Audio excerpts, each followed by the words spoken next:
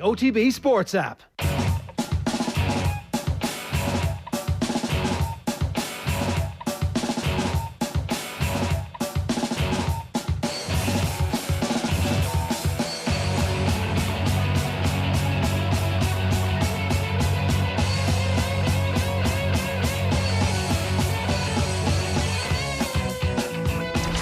OTB AM. With Gillette. Get into your flow with the new Gillette Labs razor with exfoliating bar. It's 7:30. This is OTB AM. You're very welcome along. Eoin and Johnny Ward with you right the way through until 10 o'clock this morning. And we're going to have Sarah Lavin with us a little bit later on. We're going to be talking about Eddie Jones's job security with Chris Jones of the BBC. And we've also got a special report into the current status of Gaelic football in Kilkenny coming your way after 9 o'clock this morning. It is 10 years since they played in the National Football League. I spent a bit of time down there recently, and we're going to be bringing you that piece, as I say, after 9 o'clock this morning. You can get in touch by tweeting us at Off The Ball or commenting on the YouTube stream. And Johnny is with us in studio, fresh from your battle with COVID. Brought down after 2 long years of trying not to get it valiantly. Yeah, it wasn't bad though. It was like having a cold or whatever. Yeah. Just, and you know, you could work. It was during Cheltenham, but I could like work away and. Came out then after a week of isolation, and the figures are pretty big at the moment, so I guess I was due to get it at some stage. Yeah, good to have you in. Big news this morning, and it is that we're going to have the Euros back here in 2028, assuming that there isn't another sort of pandemic or another reason to not have games here in, 6 years' time. We're going to be an official co-host of the European Championships. It's going to be an announcement that's going to be made next month because there is no other bid forthcoming, and therefore the UK and Ireland are going to be the ones who get on board here. The Aviva Stadium and Croke Park are going to be the Dublin venues. Casement Park is going to be the only realistic Belfast venue, and that's up in the air. And the final and semi-finals are more than likely going to be played in Wembley because who cares about what happened last year? And that's the current state of play. So what are the excitement levels like when you see this story this morning? Yeah, it's a bit like Barney when he goes to job for the Quickie Mart and he's like, I need a place to stay out of the sun, and they're like, well, he is the outstanding candidate because there's nobody else. And, I think they ended up giving it to James Woods in the end, but there was no James Woods for this, and it's kind of mad just reading it that it was the only actual viable candidate left. But I'm excited by it. Yeah, I know. Even like we were on here talking about it, and there is a counter argument within the game here that we've a lot of ills in this country in terms of stadia in at non-league level and League of Ireland level and facilities for coaching and all of that, all of which is true, but I don't see any negative in this as long as it's not going to cost a lot of money. And it'd be great to bring a tournament to Dublin. It'd be fantastic, and the key one for me I think is Casement Park. And I think the irony of ironies that Casement Park might finally get off the ground to accelerate its role in a Euro 2028 football tournament wouldn't be lost on anyone, I think, but it might finally get off the ground because we spoke about it pre-show. Like it's a very sad state of affairs. I went to Casement Park a few years ago. Galway were playing Antrim actually, and got beaten up there, and really enjoyed the day out in Antrim. Got great hospitality up there, and great day in Belfast obviously, and it's just sad that it has fallen into the disrepair that it has. But I think there were there's lots of criticism of Sinn Féin recently when Irish League funding was frozen for places like the Oval and places like that, and Casement wasn't it wasn't looked at the same way because it's deemed a higher priority, and that was in February, and it was Sinn Féin got a lot of criticism over it, and Sinn Féin blamed the fact that Stormont had collapsed basically for this. I spoke to people up the north who were saying, well, it's purely political because Sinn Féin doesn't see that it would get that many votes from the Irish League sort of family, but I would hope that everyone in the north would come together for Casement, and particularly if I think it'd be very, very wrong if Northern Ireland weren't represented in this. Yeah, and I'm sure that everybody in Northern Ireland would feel pretty disappointed if this didn't manage to happen for them, because like Windsor Park you mentioned as well is actually a beautiful stadium, and there's absolutely no chance that you're touching that. Like it would be very, very stupid if they were to touch that to bring it up to the required capacity, so that's not going to be a starter. Whereas this as sad as it kind of is going to be probably the thing that gets Casement Park off the ground. Will Casement Park have taken a lot longer for it to actually get the required political backing to get sorted over the next little while? If it wasn't for a bid like this, we don't know. Like, I mean, there's elections coming down the line there in the next couple of months. Maybe that'll have a big part to play as well in how this goes. I think, I mean, you're speculating about Northern politics, but I can't see Northern politics going any other way other than the middle, like in the near future, because I think just people are totally fed up of the green and orange stuff, that when you've a collapsed government and you've real issues like that affect people's day-to-day lives, like this, for example, where it's kind of like, and if there's funding for the likes of, the Oval I've been to, they've put a lot of effort into redeveloping the Oval, which is really cool old stadium, but needs to be renovated. And Glentoran themselves would feel very disappointed. In terms of Casement, I mean, it's a bit of a scandal that the ground has gone this bad, like, and that all these northern games are taking place effectively elsewhere. And I think Belfast would really benefit from a thriving Casement. And I'd like to think, like, I've been on here before and say, I've made the point that the GAA's inability to attract kind of Protestants in the north into the whole scene is very sad, because like hurling and football, particularly hurling when it's played well, I don't think how anyone wouldn't enjoy that whole experience. But I think there have been has been progress made in the north in terms of, I think there's a Gaelic club in East Belfast now and stuff like that, and I think the attitude might be changing a bit up there. And if Casement could bring everyone together, because the bottom line is Northern Irish football fans deserve games in Belfast 100%, like, if this is to come to these islands. And then there's also the whole financial element of it as well, which will just give will grease the political wheels a little bit as well. Like it's saying in Dan McDonald and Philip Ryan's piece this morning that ministers are going to be told that there's potential for up to 150,000 fans from outside Ireland or UK to come here to attend, and it could mean €600 million spent in the Irish economy. I mean, those figures are often thrown out. Yeah, they're kind of gobbledygook all the time. Yeah, and I guess from the perspective in the south, it is a situation where not a whole pile of work is going to need to be done on infrastructure, and the expenditure may not be compared to what it would have been for the World Cup, which was possibly it was bordering on pie in the sky stuff, especially when you saw some of the comments around building a brand new stadium for that. At least you won't have that sort of nonsense going on when it comes to a Euros bid. It's actually existing infrastructure, hopefully, anyway. I genuinely think it's despicable where, like, the likes of Qatar just build a stadia for an event. I mean, like, it's so wrong on every level. Like, but this wouldn't be like that. And I think there's more to it than money as well. There's actually a very, like, people feel good about their city hosting something like this and an influx of visitors, and like, how would it not show Belfast in a good light? Belfast is a great city. Bring people from all over Europe to Belfast to watch football and showcase the city, showcase Casement Park. And bear in mind, Casement Park can be used for Northern Ireland games in the future if Northern Ireland, if Windsor just happens to be surplus to the attendance kind of that they'd want at a game like that. Say if Northern Ireland ended up playing the Republic or England, for example, Casement Park, I'm sure, will be open to doing as Croke Park did back in the day. But in terms of the Euro 28 bid, I think there'd be something missing if we'd nothing in the 6 counties. Yeah, absolutely. Right, it is 7:38. You're with us here on OTB AM, which is brought to you live each morning by Gillette Labs for an effortless finish to your day. Let's tell you what's coming up over the course of the next little while. We're going to have Chris Jones with us at 8:10 this morning. There is the shit is hitting the fan, quite frankly, with English rugby at the moment. Eddie Jones is under a lot of pressure from the perspective of the England fans at the moment. There's a lot of England fans who do not want him to be in charge at next year's World Cup, but the RFU do want him to be in charge at next year's World Cup. They think, in fact, that they've made a lot of progress over the course of the last little while, so it'll be very interesting to hear what Chris Jones has to say. Is there a world in which Eddie Jones potentially isn't head coach come the end of this year, if that tour to Australia, for example, doesn't go well? And we'll find out very shortly. 8:30, the sports pages and sports news coming your way. Sarah Lavin, then, the Irish hurdler who had a brilliant weekend in Belgrade, will be with us at 9:15, and then that Kilkenny piece coming your way at 9:10 this morning. Just to tell you as well, get ready to cheer Ireland on in the TikTok Women's Six Nations to launch this year's campaign. We are giving away 2 tickets to see Ireland take on Wales on Saturday the 26th of March. That's this Saturday at 4:45 in the RDS Arena. The lucky winners will also be entered into a draw to be given a chance to win an overnight stay in this stunning Intercontinental Hotel on the night of the game.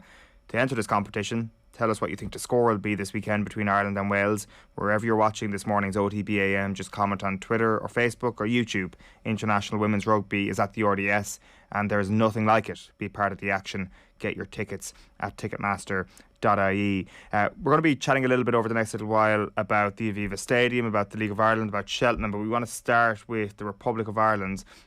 It's going to be a big weekend for them. We've got a brand new coach in with Stephen Kenny at the moment. We've got Belgium coming to town, Lithuania coming to town, another opportunity to fill out the stadium to watch Ireland play. Conor Hourihan was in front of the microphones yesterday, and he was speaking to Nathan about the departure of Anthony Barry. Have a listen. Conor, you obviously get a sense this evening for the first time what John Eustace is all about, but can I just ask on Anthony Barry the impact he made, because it's hard from the outside to fully get what an assistant manager is doing and the impact they have. He's getting a lot of credit for the change to 3 and back. Can you talk about what sort of a role he had over the last year and how big a loss he might be? Yeah, look, there's no kind of secret that Andy was fantastic. When he first came in, he was a breath of fresh air. His ideas and how he coached was great. He was obviously at Chelsea. You're not a bad coach if you're there at Chelsea at a top club. He's obviously won a few trophies with them as well and been heavily involved. So yeah, look, Anthony was very, very impressive in his time here. He's obviously gone on to Belgium, but Anthony put his own stamp on the group and it was brilliant. But we have to move on from that now, and hopefully John coming in can maybe give us a few more ideas or different ideas with Keith as well, who's great. So yeah, look, thanks to Anthony for everything he's done for us. He was brilliant, but new chapter now and trying to move forward and go on to kind of bigger and better things. Conor Hourihan speaking at an FAI event yesterday, and John Eustace was straight on the training ground at Abbottstown yesterday. I think most people, Johnny, went straight to Wikipedia to brush up or to find out who John Eustace is. Just reading Dan's piece this morning in The Independent, it doesn't actually sound like a bad appointment, or it sounds like there's a possibility for Ireland to have hopped on the upward trajectory of this guy. Like, he was in the mix to become Swansea City manager last year, and for personal reasons that move broke down. He plays a system that's not too dissimilar, or he's assistant coach in a system at QPR that's not too dissimilar from the Republic of Ireland, and it looks like Stephen Kenny might have got a good one here. Again, like we're speculating here, I guess the proof will be in the pudding a little bit, but after a little bit of digging, a little bit of reading this morning, there's a little bit less of a who's he and a bit more of a, okay, this could actually work.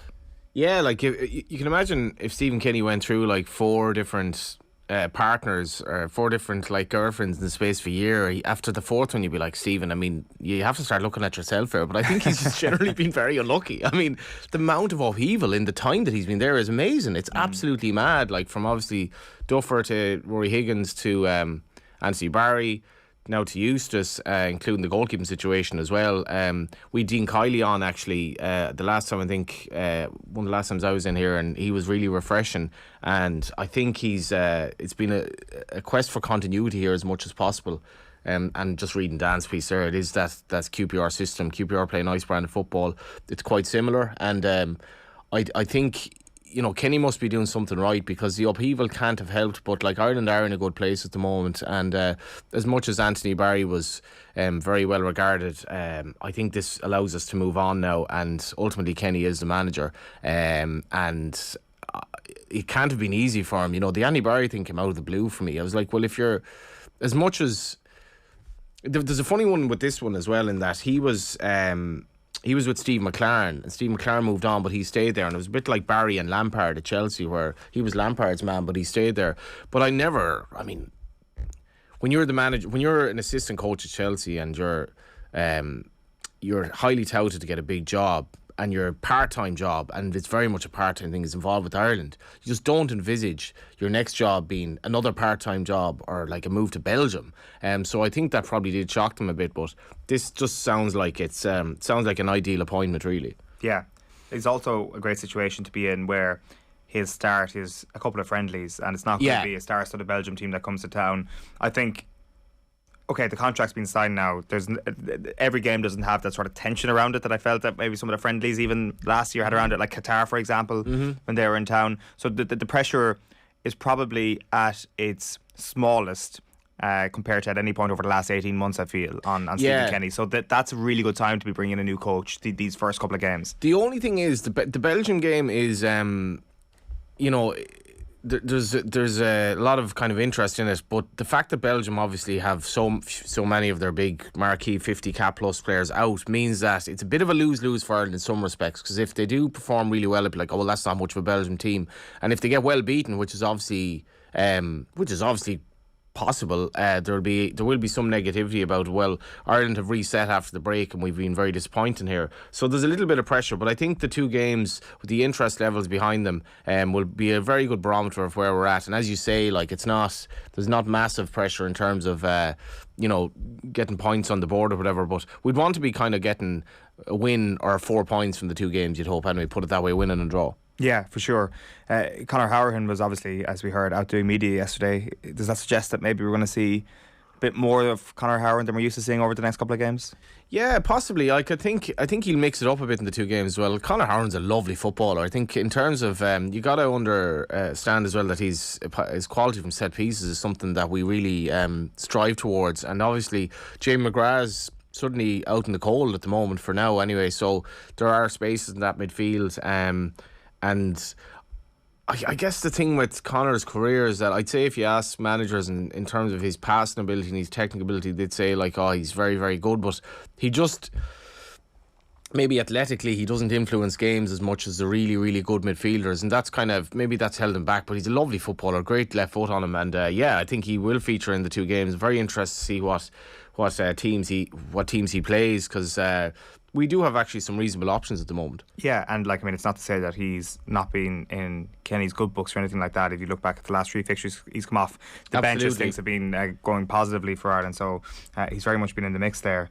There's been a couple of other interesting Ireland talking points over the last couple of days, one of which is that we're all going to be Udinese fans next year. Indeed. Festi has confirmed that Derby County unfortunately are letting go of him. He's going to go to Udinese. I don't think a lot of the Derby fans are happy about this whatsoever, but it probably illustrates how their club is being run at the moment. And obviously we're going to have James Abankwah there next season as well, so hop on that bandwagon, book your flights to North Italy ASAP. Yeah, very near the Slovenian border, and the town is actually, like, I was looking it up there, it's a bit bigger than, but not much bigger than Galway. It's a small area, and it just shows that you need, Udinese is a name we can all relate to, and obviously it's a bit of a football hotbed, but I watched kind of a good bit of Derby this season, because obviously Jason Knight was playing and Festi was getting going as well, and I've found the whole, Wayne Rooney's battle to keep them up in the circumstance, I found that quite compelling, and I just think the Championship is a great watch in general. So I've been watching a bit of Derby, and he's been so good the games I've seen, and I think the thought process with him was that his first touch and his passing needed improvement, but the games I saw he was very good, and he's just so quick.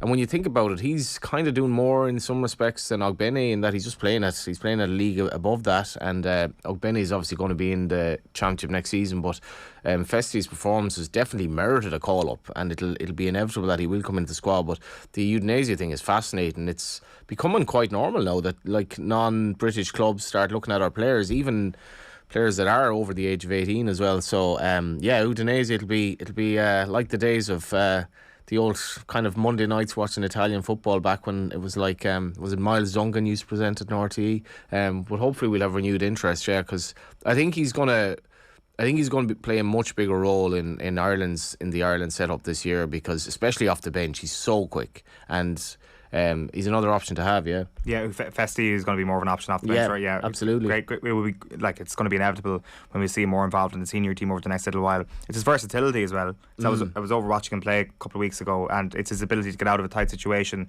and also the fact that Rooney just swapped wings with him mid-match. Yeah. And obviously it's a left-sided wing back. I suspect is where his favourite position is, but it is interesting that a manager who knows him very well is moving him around the place. And the same side with Abankwah, if they were both somehow in the starting team for that team next year, that's just an amazing setup. Totally, yeah. And Abankwah, I think he's just a great story as well, that he's focusing on his education, and I was watching the Shells game to start the season, and you do wonder sometimes. I wrote a piece for the Ireland match programme actually on the Saturday, and I was talking about being at Gavin Bazzuna's debut for Shamrock Rovers, and watching James Abankwah in his early days at Pats, you do kind of start thinking, will I be looking back in 10 years' time and saying, I saw James Abankwah when he was 17, because he's an absolute man mountain. He's so strong. Like I'd imagine if he took to like the likes of rugby or any sort of field sport, he could have done anything. He's just so athletically impressive, and seems to be a great kid off the pitch as well. But it is a big step up, you have to say. Like, he's missed a couple of Pats games because I think he was doing his mocks or something like that. But he's been brilliant for Pats. But it is a step up. I think the feeling at Pats is that, though, they wouldn't be surprised if he went right to the top. Right. And there are a lot of really good young talented defenders in the League of Ireland at the moment. He came on with 10 minutes to play on Friday night. Obviously, pretty devastating blow to concede the 92nd minute and lose to Derry City. Yeah. But if we do kind of like a quick sort of mid-term reappraisal of everything pre-season in the League of Ireland, I suspect from a neutral standpoint, you're looking at that table and you're like, that's exactly what we wanted. Nothing against Shamrock Rovers, but not having them at the top of the table, not having them run away with this league is exactly what it needed. Oh, totally. And I don't think it's that much of a surprise that the likes of Derry and Pats are up there. And Shamrock Rovers have dropped maybe more points than some people would expect. They've already dropped, I think, 10 points. Yeah.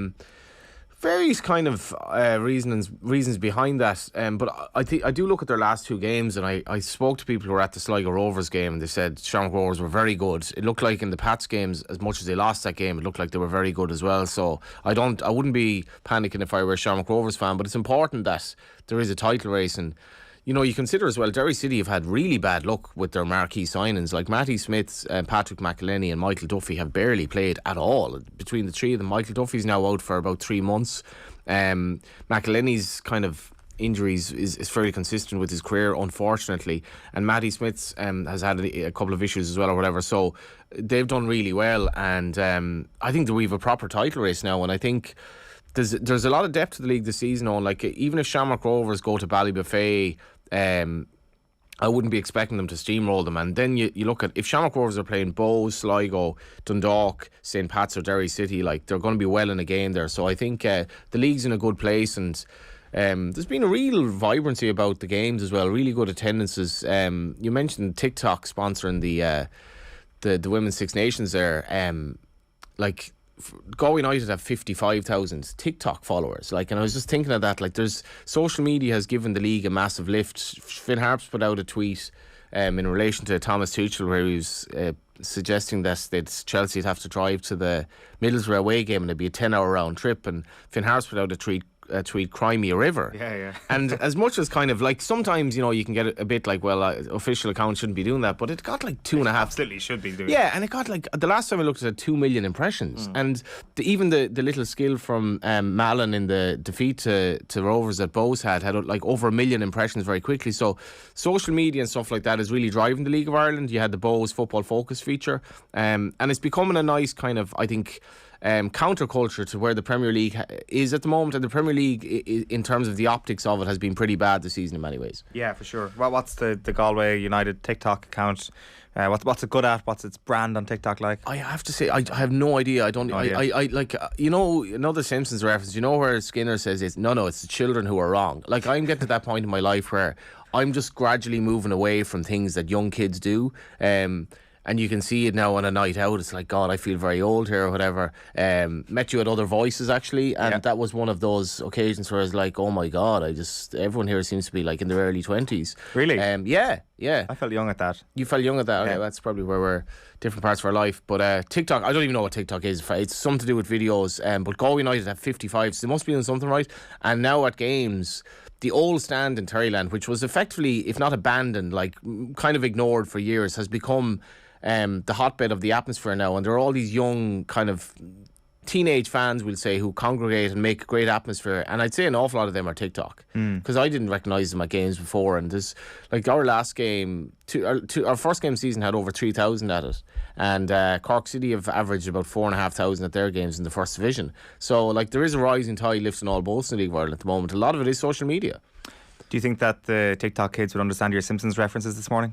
That's Probably not, actually, but I hope they weren't introduced to Simpsons by watching any of the recent series, and by that I mean anything after, episode series 13, because they wouldn't have been educated on that. But probably not, actually, probably not. That was like years and years ago. Makes you think. When you say title race, are you thinking 4 teams? Realistically, 1 or 2 of them are going to fall away, but at the moment, Derry are 100% there. Shamrock Rovers, I still think Pats have a chance, and Sligo Rovers have an outside chance. So I'm going to say for the time being 3 or 4, and it'll whittle down to 2 by sort of 8 games to go, maybe. You talk about the atmosphere at League of Ireland games, but by contrast, this is a great segue. If people aren't watching us this morning, I've just opened up the Irish Times. You might have heard the little page turning there. Jerry Thornley's piece. He's just done a review of the Six Nations as a whole more than anything else. But the headline on it is fitting finish on the pitch, poor one in the Aviva stands. And there's a couple of paragraphs here. He says, once again, the Aviva atmosphere pales by comparison to Stade de France or Twickenham. One French visitor last Saturday observed it was more like an outdoor pub. Such was the constant traffic with trays in the aisles. With a 21-year deal with the bars in place, this isn't going to change. But the IRFU need to look at ways of heightening the atmosphere with pre-match and interval entertainment rather than occasionally using the PA system to awaken the crowd. That was a little embarrassing. And he goes on to contrast how it's the complete opposite when you're at Twickenham or at Stade de France. You've been at a couple of Six Nations games. I was there on Saturday. It is conspicuous by the chatter and the drinking and the celebration atmosphere that exists at all the games. And I'm not one to tell anybody how to enjoy their day or what to do at a match, but it's different to other stadiums. It's different certainly to other events within the Aviva Stadium. I feel different to the football at this point, very much so. I was at the Wales game and the Italy game. Now, the two, I suppose, the things, and I was actually at the Argentina game as well prior to that, but there was a common enough theme in those games in that they were non-events. As much as the Wales game, I think Ireland were expected to win by 14 or something like that going into it. So it was like, well, this might be competitive, but they scored a try straight away. Now, you made the point that the Scotland game obviously actually did matter, and it was like this game wasn't a melting pot for most of it. So that's a difference. Yeah, Saturday was a really interesting situation. Just kind of sitting up in the stands. Obviously we'd be very fortunate to be in the press box for a lot of these big events, but whenever we're covering them or whatever, and then when you're sitting in the stand, you get a kind of I think actually a better sense of what the atmosphere is like, a way better sense of what the atmosphere is like if you're sitting out in the stands. And I was beside a couple of really genuine rugby fans, the sort of people that you run your takes by just to sort of get some confirmation that it's like, oh yeah, I'm thinking the right thing here. But there's no question that in the kind of the background and everywhere around you, really, there's just this constant drone of chatter. It's like being in the smoking area of toners, and that's on a day when Ireland are going for the Triple Crown. And toners like that reference, do you think? They'll be happy enough. People are happy and chatting, and and the atmosphere was so shite. It was so bad, I couldn't get over it. And maybe I had to reflect on the fact that maybe it's me who's wrong here, because I'm not a massive rugby fan. But strangely enough, then, during that sort of spell, or a couple of months where I went a few games, RTE showed the Where's Your Pride documentary from the 80s. And the hairs were rising on the back of my neck watching Ireland win a Triple Crown before I was even born, because the atmosphere in Lansdowne was amazing. Ireland was in a really bad place economically at the time. The team obviously wasn't really expected to be beating England in Twickenham or whatever, and oh my God, it was amazing atmosphere. And sadly, as countries get wealthier, and you've a lot of wealthy people at rugby games, and it's kind of a day out, there's a lot of drinking, it just doesn't matter as much anymore. And I could not get over how bad the atmosphere was. The first Leinster game I went to, and I always kind of give out about the League of Ireland that it's so male dominated. The Leinster game was really different, and that's a good thing obviously, but there are 3 women in front of me, they were on about biodegradable straws during the game, and I was like, you would not get that at a League of Ireland game. And I don't know who the people are who go to rugby games, because I've been a bit of a day tripper at them, but I was surprised at an event like the Six Nations where the atmosphere was so forgettable, and it was actually kind of alarmingly bad, because I would go to League of Ireland games with 2,000 people, be a far better atmosphere, and the atmosphere matters. It draws you back, and it really draws you back. And watch some of the stories from the rugby of the 80s. Like, I know it was an amateur game, but it was just it was a different era. But I was really taken aback by how bad the atmosphere was. I think that there's a couple of mitigating factors. I agree with you, but I think there are a couple of mitigating factors from Saturday in particular. First of all, there could be a little bit of truth in the fact that maybe the Triple Crown isn't what it once was, and that's because of Irish rugby's own success. Yeah. Second of all, I think Scotland, and deep down, we do not deserve to have this sense of superiority over any country, but I think there is deep down a sense that at the moment Ireland are a better team than Scotland. And even going into Lansdowne Road on Saturday, was there this real sense of jeopardy around the fixture? I'm not sure there was. Yeah. And even though Ireland were sloppy and maybe Scotland could have got something on the break throughout the game, it never felt like the game was in danger. It never felt like Ireland were going to do anything but win the Triple Crown on the afternoon. That's just my opinion. I just maybe that's overconfidence, but I just felt that was never going to happen. And I do think that seeps into the crowd. What I'd love to hear is anybody who was at the Wales game, for example, on the opening day, and who was at the Scotland game on Saturday. Were there different atmospheres? I don't know. Like, you can drop us a text. That's the comparison I'd like to make, because when I was sitting there, I was like, right, if this was England or France, then this would be very, very different, because no matter what's on the line, whether it's Triple Crown or it's just a summer test, you want to beat England and France. And I just feel that maybe Scotland don't have that place anymore in the view of the Irish, and I think that's a bit of a mitigating factor. But that's not enough to explain the entire difference between that and, say, even in a Republic of Ireland friendly match in football at the end of last year. It definitely felt like more of an occasion, or it certainly felt like the sport was more important. Totally. The Portugal game, which obviously was didn't matter to us. There was a great atmosphere at that game. Yeah. And if you think about it, if you look at even the main sort of football stadia, we'll say, in Europe, and if you go to a game if you go to a Barcelona game, Real Madrid game, Man City game, maybe even a PSG game, these are all at grounds where the home fans expect to win. They're generally fairly well-off people. They're not struggling in life so much. The atmosphere is rubbish. It's really bad. If you're constantly winning, it's just boring. Well, I was at a PSG game last year and it was amazing. Right. Absolutely. But I was in the middle of the ultras, so that maybe it's different. But maybe there was a lot of people in the kind of more expensive seats who weren't like that, so I don't know. But PSG are probably sorry. I was actually taken aback by how good it was. Right. So I was expecting a Man City atmosphere, and it turned out I just actually was completely uneducated on the history of the club, really, as much as anything else. I think, right, if you watch back on, and this is the sad part about getting older, because sport just matters a little bit less as the years go on. Unfortunately, it's never the same as that. Like when I was in 1995 and Galway ended up winning the Connacht title, I remember being at home with my parents, my brother and father that summer, and all we did was talk about Galway Mayo and Galway Tyrone, and that was all we spoke about. And the older you get, maybe you meet women or whatever, you're like, okay, well, sport isn't quite what it is. But I just think that Ireland in the 80s, the Triple Crown in, was it 80, 85, I think, and 82, I think they won it, 85 and 82. I just think it mattered far more to the people. It mattered far more. They were downtrodden. Ireland weren't really expected to be beaten, to be winning Triple Crowns. And as much as it was an amateur sport, they were beating England. There was a lot of people were leaving the country. It wasn't a great time to be living in Ireland. Sport just lifted the country. I don't think there's any lift to going to an Ireland rugby game now relative to then. I just don't think it matters to people as much. Maybe I'm wrong. Bit of a reaction to this conversation. Thomas says, biggest issue with rugby is you spend your time getting up and down out of your seat, letting people in with drink. Need to ban alcohol in the stands. This is the thing, I'm very reluctant to tell people what to do. If you want a pint, you should be able to get it, but maybe there's a situation where the concourse is where the pint should stay or something like that, just to stop you up and down. I'm not sure. I think that obviously there's been a pretty famous couple of examples in the Principality Stadium over the last year or so where they've had to try to combat this a little bit. They've actually had to reduce the percentage of the Heineken in the Principality to try and combat this. Edward says the atmosphere in Paris was amazing. French fans go to the game and no one goes to the bar mid-game, which is interesting. Is that, Edward, is that actually because you can't do it? Because I think that if it's available, people are going to go and do it. They're going to go to the bar. Beto says, no surprises that the atmosphere at the rugby is terrible. Full of day trippers out for a few sticks of Heinomite. And Dara says, when do we find out that we haven't qualified for the Euros in Ireland? Which is probably a couple of years yet. The good news on that one, Dara, is that it is going to go to 32 teams, it seems. Yeah, well, that's that's very, very wrong as well. Like, I mean, 32 teams in the Euros, like, seriously. I remember when it was 8.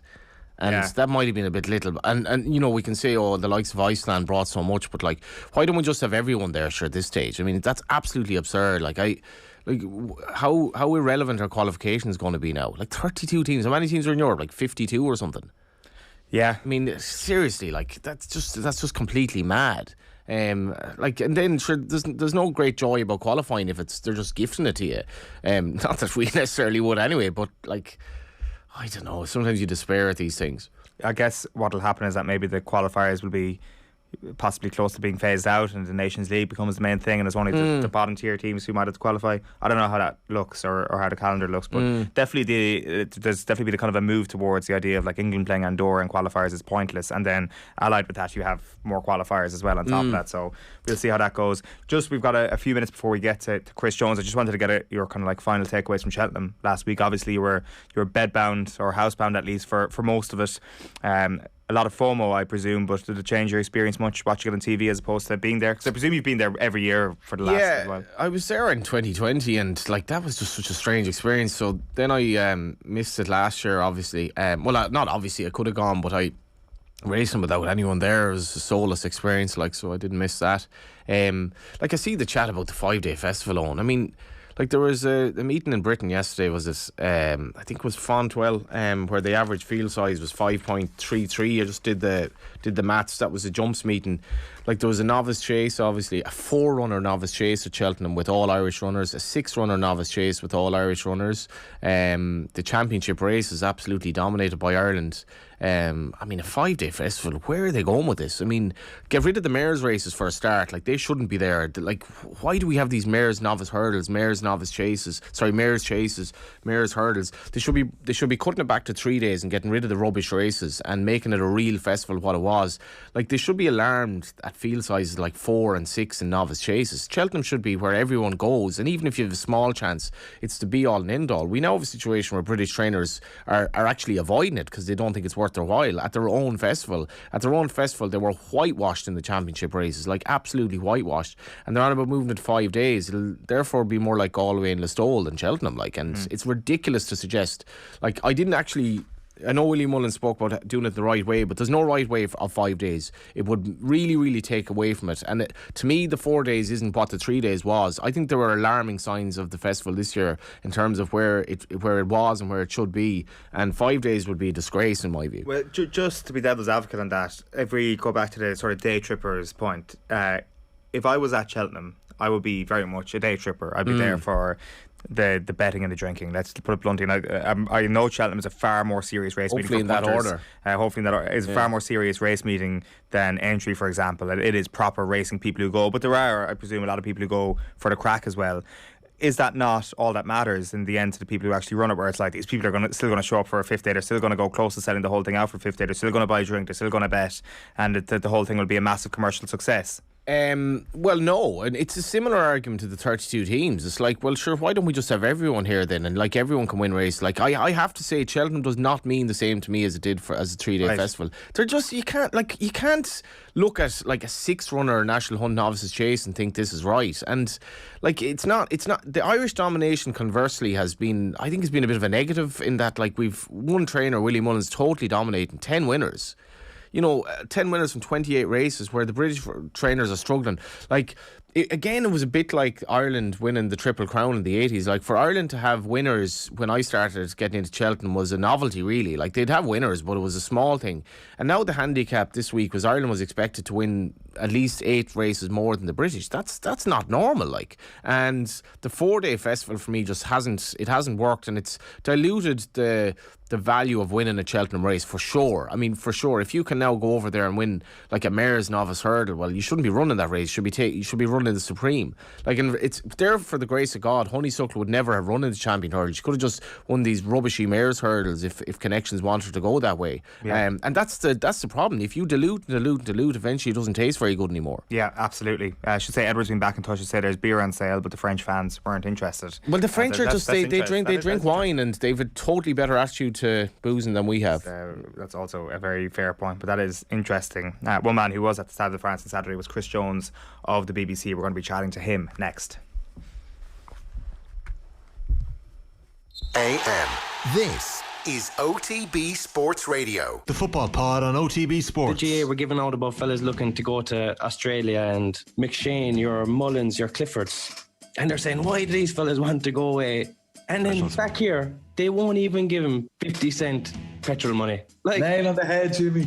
They just do not respect the players enough. We're judging them at the highest level. They're up there on a pedestal. They're giving their lives, and then we're just taking it from them from a different angle. It's just not fair. Get the hop on everyone else and hear the football pod first on the OTB Sports app every Tuesday.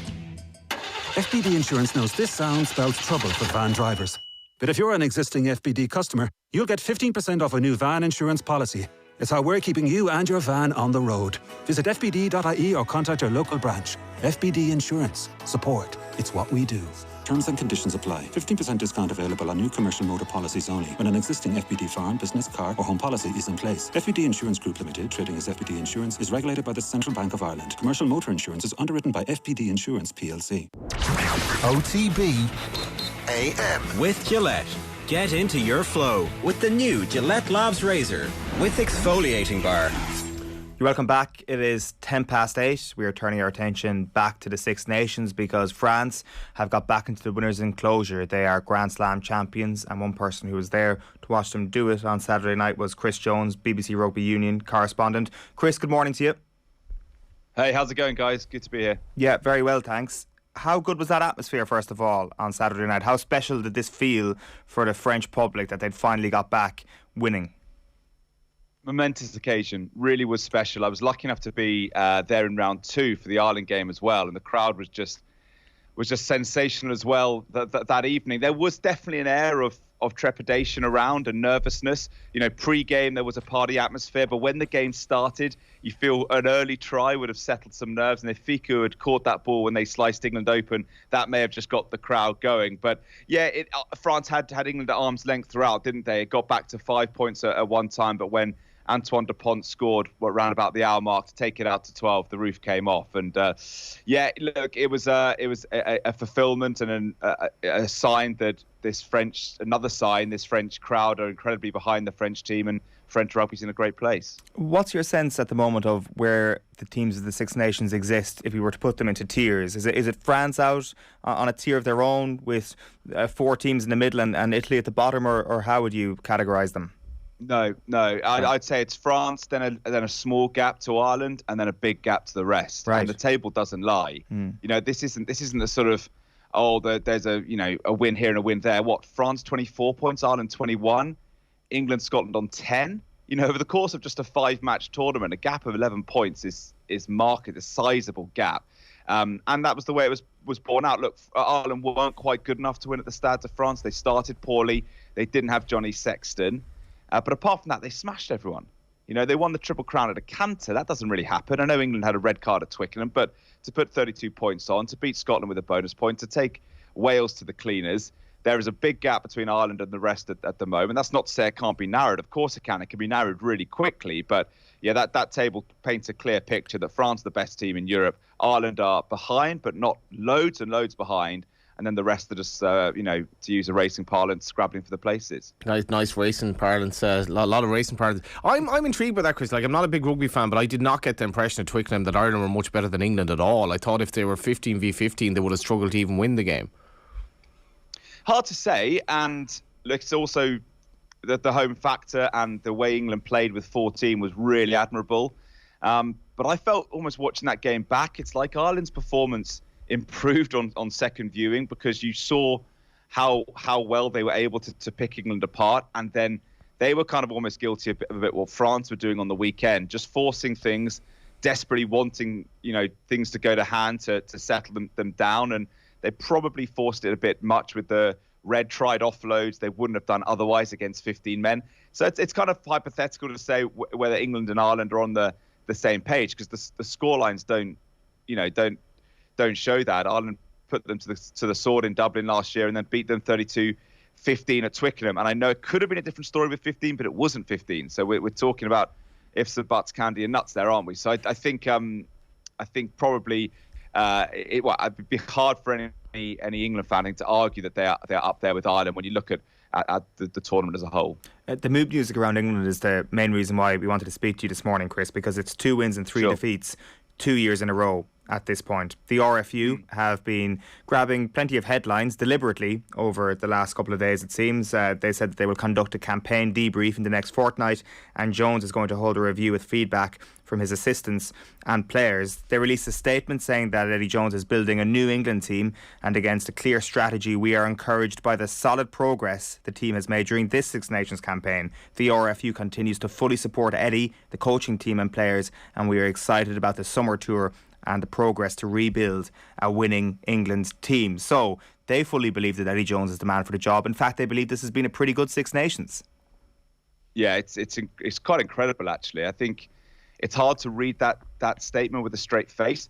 And to be clear, it's not an open and shut case. It's not the case that Eddie Jones has got to go. That is not the case. Eddie Jones can still turn England around. He can still get to a semi-final of that World Cup, if not better. But to talk about solid progress when England have the same number of match points, fewer tries, same number of defeats as last year, it's disingenuous, isn't it? And it's either very naive that they think England fans will buy this, or it's done purely to try and stave off any speculation about Jones's future, in which case it's insulting to England fans. So I can't see how this is a good look. I can't see how anyone at the RFU thought, let's do this. And last year there was a big root and branch review into England's poor campaign, but before that review, Conor O'Shea and Bill Sweeney were on a press call, and Conor O'Shea especially was incredibly supportive of Eddie Jones. So these reviews are happening, but you can't see much changing. Eddie Jones answers to Bill Sweeney, the chief executive only. Sweeney's done a lot of really good work over the past few years, but he's a novice in rugby terms when it comes to administration. He's only worked in rugby since 2019. Jones has made it clear that someone above him can't really tell him what to do unless they've coached international rugby. So it really is Eddie Jones's way or the highway. There isn't a way really that Twickenham can challenge Eddie Jones, because what Eddie Jones says at the moment they seem to be buying. So it's not a great situation, and the people I think who are probably feeling a little bit disrespected are the hard-working England fans who are paying a load of money to go to Twickenham, a load of money to support them on the road, and are being told 2 wins out of 5 is very good progress. Were any details from that root and branch review last year leaked at all to the media? They put out a big kind of analysis, and again, just to be clear, I think the RFU have done a lot of really good stuff over the last year. They've been dealt some rotten hands with COVID and everything else that's been going on. But again, that report last year was a farce. It was risible. They spoke about COVID and bubbles. Sure, not great at all, very tricky, but the same for all sides. They spoke about alignment with the Premiership clubs, as if the Premiership clubs are a new thing, as if this club country situation and structure in England suddenly was magicked up overnight.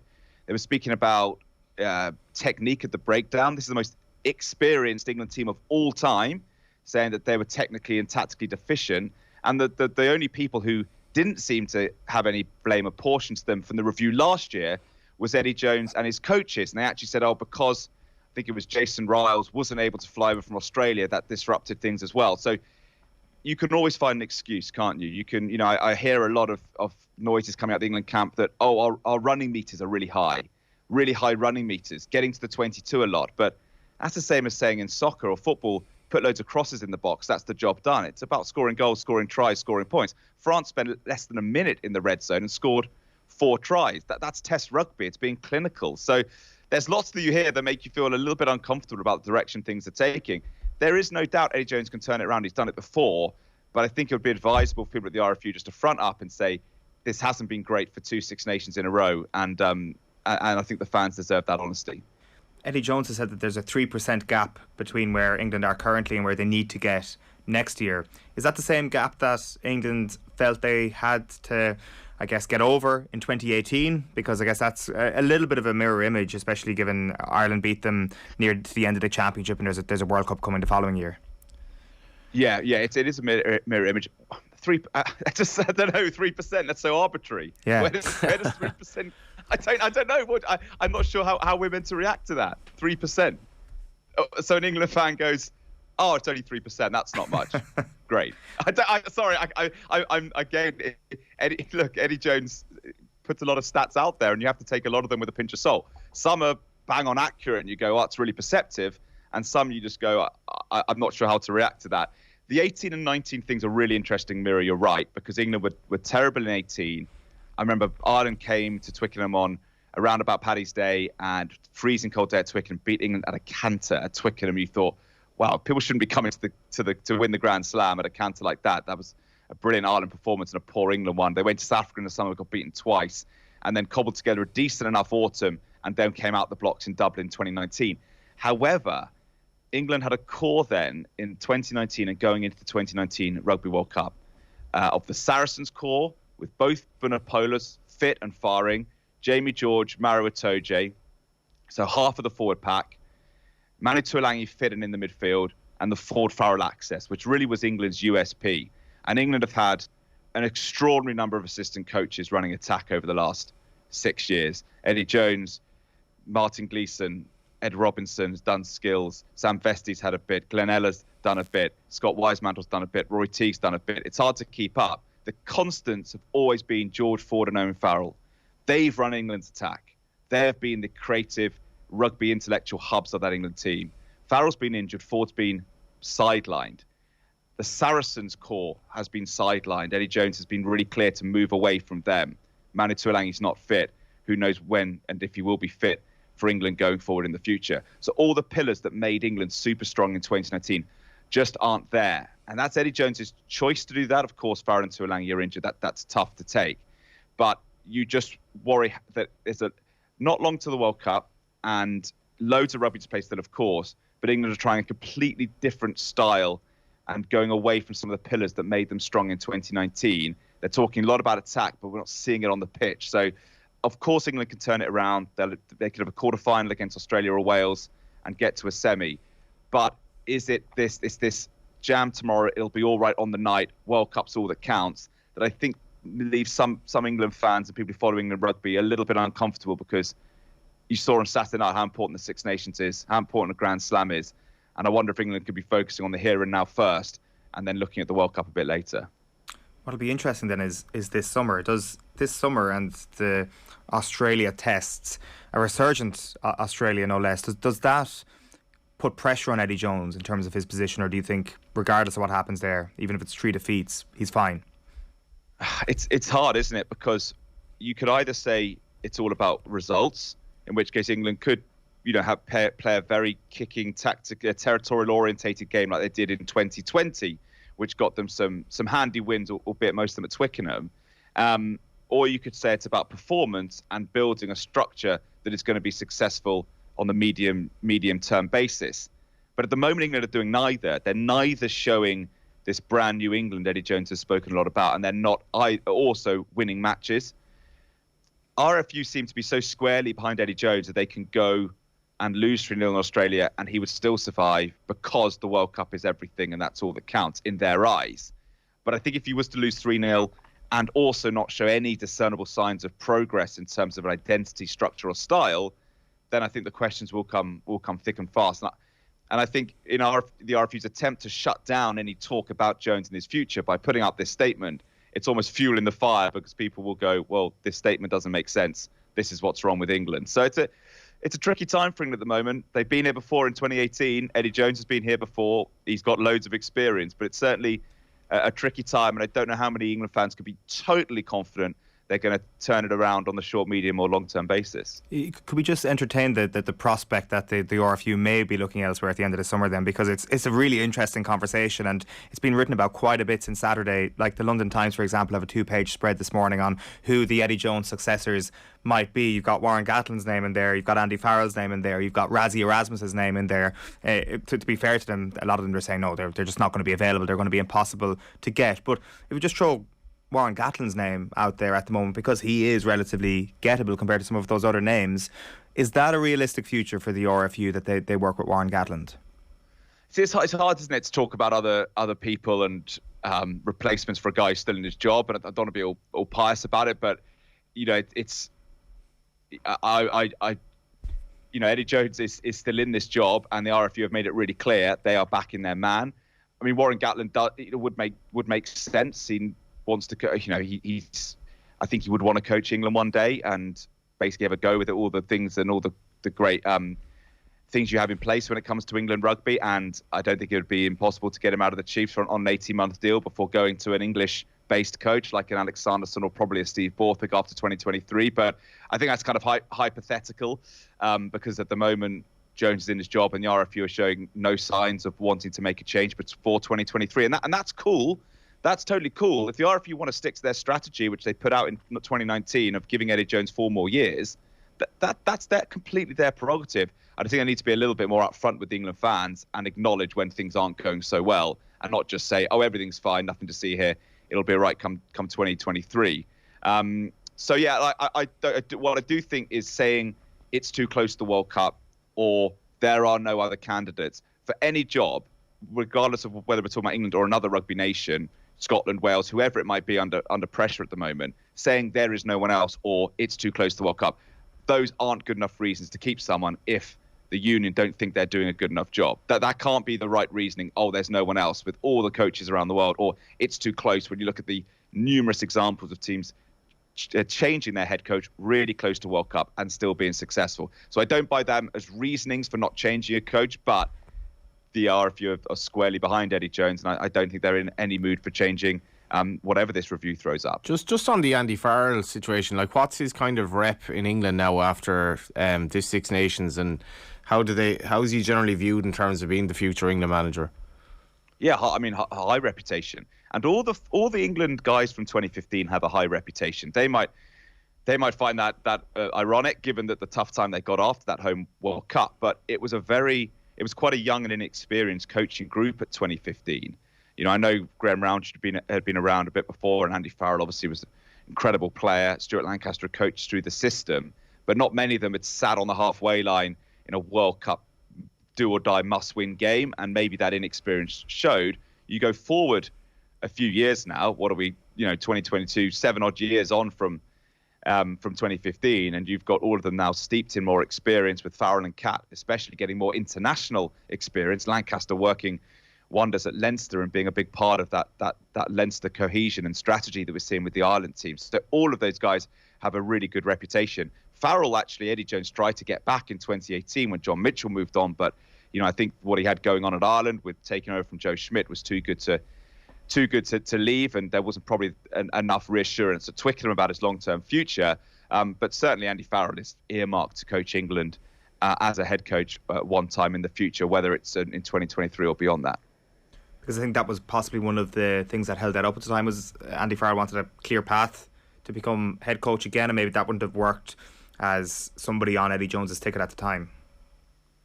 Yeah, I actually don't know that for sure, but I know people who do know that have written that, if that makes any sense. Sure. So I think when Andy Farrell came in, he wanted some kind of, maybe not a reassurance, but maybe just a sign that there was a pathway to him being a head coach one day. Ambitious guy, we know his ambition. We know he didn't just want to be pigeonholed as a defence coach, because he's gone on coaching Ireland and winning a Triple Crown as a head coach. So I think he would want, if he came to England, that kind of reassurance, which he maybe didn't get at the time. And maybe when it was that kind of 2018, Eddie Jones was down to do another 4 years. And so I think when it comes to 2023, the RFU do have a plan. They've not made it totally clear, but I think they have a plan. I think Steve Borthwick is a major contender. I think they're looking closely at Alex Sanderson. And then they've got people like Sean Edwards, Andy Farrell. There are English coaches or English-based coaches all around at the moment doing good things. One of them, 2, 3, 4 will be involved come 2023. But at the moment, they are wedded to this Eddie Jones, he'll get it right in France project. And just to reiterate, that is fine. That is their prerogative. But yeah, to say that the team's in a good spot, loads of progress, and because they've got plenty of running meters, everything's okay. Yeah, just to repeat myself, that I don't think is exactly what the England fans want to hear. But I do think there is something happening after 2023. But it's not about 2023 at the moment. It's about 2022 going forward, the next few championships, and how England shape up there. Just one last question then. You mentioned Conor O'Shea and his involvement obviously in the Root and Branch review last year. He's going to be involved this year obviously in the advisory panel. He's the Director of Performance at the RFU. It's sometimes very hard to get a sense of how well somebody's doing in a job, especially in the hierarchy of a rugby union like that. But have you heard anything? Have you seen anything to suggest that Conor O'Shea is doing a good job or otherwise? Or what have you heard about his role so far? Well, I think there are some facets which seem to be going really well and some less so. The England women are a brilliant team, the best in the world. They're on this magic unbeaten run. They're Grand Slam champions. They'll go for another slam. The Premier 15s is building, and a lot of his remit has been over the women's game, and he's done a great job from that point of view. But also his remit is in terms of the pathways, and the England under-20s just flopped in their Six Nations. And you don't get the sense from Eddie Jones that he thinks there are loads of talent in the club game because of the amount of times he brings someone in, gives them a couple of caps, and then bins them off. So Conor O'Shea is responsible for the professional game as a whole.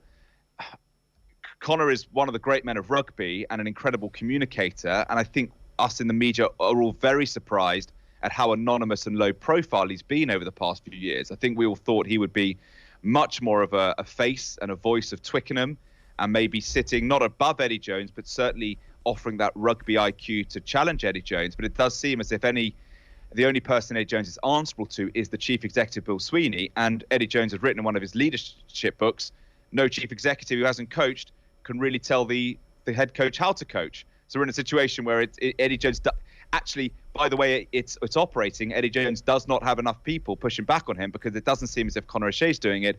And Bill Sweeney, I think, is prepared to accept Eddie Jones's explanations, as that statement would have shown. So it's actually hard to review Conor's job in the round because we hear from him so little.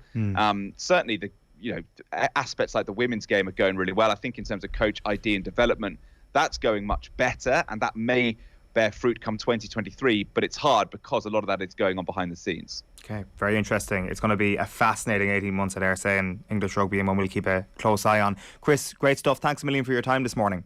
Thanks for having me on. Nice one. Cheers. Chris Jones there. He's the rugby union correspondent with the BBC, shedding some light on what's going on over there at the moment in England, and plenty of reaction to that chat. John has been in touch to say this should be no surprise. England were abysmal in 2018 and went on to reach the World Cup final in 2019. Eddie Jones is there to win the World Cup and nothing else. Judge England after the Six Nations 2023. I would tend to agree with that. I would definitely feel that.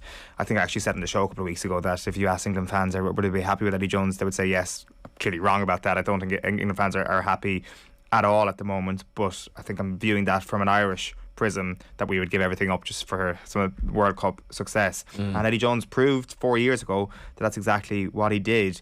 Now, in fairness, Chris Jones did make the point that there's every chance that happens, and Fergus has also been in touch to say England sacrificed this Six Nations to give game time to guys like Smith, Randall, Stewart. Ireland played Sexton, Murray and O'Mahony where possible. What did England learn? What did Ireland learn?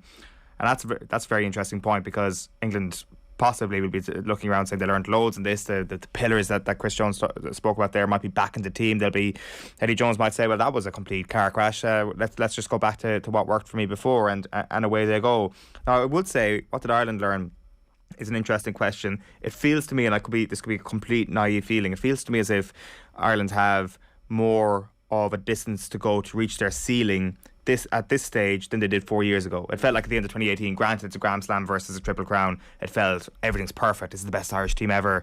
Whereas I felt like there was actual negativity after winning in Twickenham for obvious reasons. There was a bit of negativity after the weekend. It doesn't feel as if people are getting carried away as much this year as they were 4 years ago. Obviously it's not a Grand Slam this time, but it feels that there's a lot of development that needs to go, and I think Ireland definitely learned that their front row needs a little bit more depth, that they're going to be able to live with a team like France. And I think that'll definitely be the case against a team like South Africa, and chances are they're going to be playing France, and they're definitely going to be playing South Africa at the end of next year. So I think Ireland learned plenty, but I definitely agree with the point on England that they possibly learned the most of any team in this year's Six Nations. So it'll be interesting to see how that goes over the next little while. Just to tell you, it's time to get ready to cheer Ireland on in the TikTok Women's Six Nations. To launch this year's campaign, we are giving away 2 tickets to see Ireland take on Wales on Saturday the 26th of March at 4:45 at the RDS. That's this Saturday. The lucky winners will also be entered into a draw to be in with a chance to win an overnight stay in the stunning Intercontinental Hotel on the night of the game. To enter this competition, tell us what you think the score will be this weekend between Ireland and Wales. Wherever you're watching this morning's OTB AM, just comment on Twitter, Facebook or YouTube International Women's Rugby is at the RDS and there is nothing like it. Be part of the action. Get your tickets at ticketmaster.ie. Time for the papers. There are so many idiots out there, so many spoofers. There's a lot of horse. I think he's a total spoofer. What do you mean a spoofer? He's just bullshit. Ah, no, Eamon, come on, don't be, no, I'm not, Yes. no. Rugby leading the way in the Irish Times this morning, which we'll get to in just a sec. Just as you can see on screen there, the OTB Sports homepage, episode 9 of the Football Pod, Coaching Dummies, League Chaos, and James picks his. You'll have to click in to find out. Luis Enrique will not abandon Spain if offered the United job, says Guillem Balaguer. He was on the show last night. And Udinese, as we mentioned earlier on, confirmed the signing of Festia Baselli. He's a type of coach you want to play for. That's Fiona Hayes on Greg McWilliams. And is the hurling league a farce? Semi-finals confirmed. Those are the conversation topics on the hurling pod, and I presume a bit of Cheltenham chat as well with one James Skehill. Flooring Porter, story of the week. Yeah, like that was one of the aspects of Cheltenham that was so badly lost last year, and to Flooring Porter won at Cheltenham last year, but nobody really knows about that. It's like the tree falls in the forest didn't make a sound because they made such a great noise at Cheltenham, and like he was bought on Facebook for buttons, and I got involved in a horse with Gavin Cromwell by the same stallion, for a similar like price, but like our syndicate is just hoping that he wins any race, and like at the bottom level, and that'd be just great. But they're winning like 2 stairs hurdles, and that's the dream that you have to believe is possible, and it kind of still is in national hunt racing, even though it's very hard. Because generally the good horses are snapped up by, it's like the best football clubs, so the ones with the money win everything, and it's a bit like that in racing now, that the graduates from the point yards, they all go to like the top owners, and you've on one level then you've Ginto, like who's bought by Noel Moran and Valerie Moran, who costs like 500 grand give or take, and he's coming to win his race and ends up like breaking his leg, and that's the one level of it where money can buy you like the most promising horse and you're still at the whim of the gods really. And then on the other level you have a horse that costs buttons winning 2 stairs hurdle, so it's a mad game. Game, but James Skehill certainly seemed to enjoy it. We'll come back to that in just a second because John Duggan's outside and he was actually in the winners' enclosure with James last week. The Irish Times leads with some more review from the Six Nations. France and Ireland dominate Jerry Thornley's team of the championship. We mentioned this piece earlier on as well about the Aviva Stadium atmosphere, which isn't great. At the back page of the Irish Independent, Ireland to be confirmed as co-host for Euro 2028. Absence of a rival bid ahead of the imminent cut-off means April announcement on the cards. And Devon Toner there photographed on the back of the Independent as well, stretching his legs during Leinster training yesterday, having announced that he's going to retire from rugby at the end of the season. The Guardian goes with the headline, shortlist narrowing, Chelsea's preferred bidder may emerge by the end of this week, and it's a great feeling when you come back and show what you can do. That's Arsenal's Leah Walty on coping with criticism and excitement of playing at the Emirates. The Telegraph leads with the Euros story. UK and Ireland will co-host Euro 2028 as rivals fail to bid. The back of the Irish Sun is an interesting one. King Eric, Dutch boss's number 1 pick after dossiers examined. Recruitment work has Ajax boss ahead of Poch. Details on the dossiers not really flush in the piece, to be quite honest with you, but apparently the dossiers exist and Eric Ten Hag is the man that they want to coach Manchester United next season. So let's see if that turns out to actually happen. Back page of the Mirror is Stop the Chance for Roman. Former Chelsea and Ukraine star Shevchenko, an emotional plea to fans over Abramovich songs. Green Party, meanwhile, is the back of the Irish Daily Star. Ireland to get nod to co-host Euro 2028. That is the story in the back of the Irish Daily Mail. A Eurovision, UK and Ireland are sole bid for 2028 finals, and Rachel's a toast of racing. She was there with a Plutard, photographed yesterday. Back of the London Times, UK set to host Euro 2028, lack of rivals, clear path for joint bid with Ireland. And then the Herald, finally, the Euros coming here in 2028. You've got a few there as well, John. I think we've done the Indo, have we? Yeah. So the Examiner coming home, and there's obviously a photo of Lansdowne Road, which would be amazing to see a tournament there. Third man in, Eustace. Handball emerges from the fog of COVID as well. It's an interesting piece. John Fogarty on about David Clifford, and this piece as well. I think Tommy Lyons, Honeysuckle, next season likely to be Honeysuckle's last class and track, and JD is in the house now. Hopefully, JD, she might actually retire without being beaten. Yeah, morning, Johnny and Eoin, and yeah, it's 15 out of 15. Constitution Hill, I think, is the question mark, really, isn't it? Constitution Hill won that race, the Supreme Novice Hurdle, in a record time. The first race of the festival, 22 lengths. Will Constitution Hill end up over hurdles against Honeysuckle next year? I think the one thing I would say about the whole thing is we don't know. It's an incredible training achievement in itself for Henry de Bromhead to train Honeysuckle to win back-to-back and then have a Plutard Minel Indo fill the first two places in the Gold Cup in successive years. So getting these horses there is the first thing. But it would be really brilliant to see her win 3 in a row like Isterbrak did, and Sir Ken, wasn't it, in Persian War back in the day. So yeah, let's just wait and see, I would say.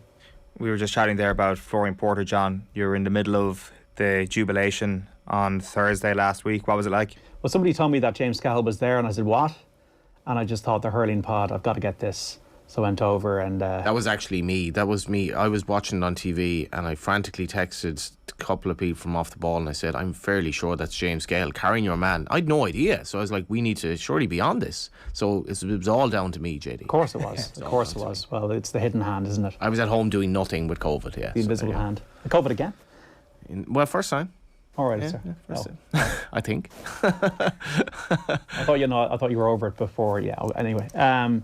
Yeah, no, it was great. Like when you think about the owners last week, Kenny Alexander, Tony Bloom, who owns Brighton with Honeysuckle and Energman, and Cheveley Park Stud with a Plutard. And these are all brilliant people who do so much for supporting national hunt racing. But more important is the story. Like, they bought the horse off an ad on Facebook for a few grand, and it turns out to be a fairy tale. You have the scarves in black and white to represent a pint of plain. You've everybody going crazy. First of all, when they're watching the race, and then in the winner's enclosure, it was bedlam. They put Danny Mullins on the shoulders, and I just grabbed a bit of it, and it was just funny that James Cahill was there. Everybody around that area, apparently, of Galway, South Roscommon, you'd know more, Johnny, about the geography of it, was just, like, think about it, to be there, first of all, a year on when they won it without a crowd, to be there, to see your horse win, and they probably all backed the hell out of it as well. So there's so many things, and then they'd know they're going to have an amazing night that night. And Gavin Cromwell met him afterwards, just told me that he just he brought the horse up, led him into the winner's enclosure, and like, racing needs syndicates, I think, more than nearly anything else, because that's what people can dream about. They can dream about not being priced out of the market, that actually they could own a leg or anything of a horse that would go to Cheltenham and actually win. These are the stories that make racing connect with the public on a wider basis than it becoming like the flat, where it's just a small coterie of big owners. And that's the way it's been going for the last 10 to 20 years. Was that your highlight of the week? There were many highlights. Rachel Blackmore obviously is the big story, winning the Gold Cup, the first ever lady rider to win the Gold Cup and winning the Champion Hurdle. That is a big highlight. That is something that gets racing a broader appeal than it currently has. I think Willie Mullins' achievement is just incredible. To have as many winners as the whole of the UK, 10 winners, over a third of the races, it just shows how good this guy is. And as I said to Johnny on Friday, he's a great representative for the sport. They're the three highlights, that and Florian Porter. So there's the owners, the jockey, and the trainer. The owners, Florian Porter; the jockey, Rachel; the trainer, Willie. But we're in a good place. What do you kick it off with this morning, John? Well, it's already about that. We all knew this was happening with the Euro 2028 and Ireland and England and Wales and Scotland hosting games. But I suppose it's just the news that tomorrow's the deadline. There will not be another bid. UEFA is set to expand the tournament to 32 teams. Does this put the kibosh on Wenger being the representative of FIFA with this biennial World Cup? One of the worst ideas I've ever heard of football. Will this actually torpedo it now, given UEFA are going full steam ahead with 32 teams in itself is bloated. 24 teams is bloated. It should be just 16 teams for the Euros, in my opinion. There should be a degree of prestige about qualifying for these tournaments. Now it seems it's harder not to qualify for these tournaments, which is not right, is it? And the question I'll only ask about this is, what is the legacy going to be for Ireland out of hosting a major tournament? Because there has to be a link between hosting the tournaments and having all the politicians saying, well, this is going to be worth millions and millions to the exchequer, it's going to be great for the Irish economy. That's a wonderful thing. But the reason why is because you've got football, the most popular sport in the world, and the sport that has the most participation in this country, being centre stage. So what is the link between that and better facilities at League of Ireland level and actually academy structure for younger people, because they can't go to England now until they're 18, and an actual industry in the country, because we know the FAI, before this current incarnation of the FAI, have not been able to manage the finances to allow that to happen. So what is the legacy going to be? Are we going to be in a situation in 2030 where we have League of Ireland facilities the way they are now, where we don't have an academy structure?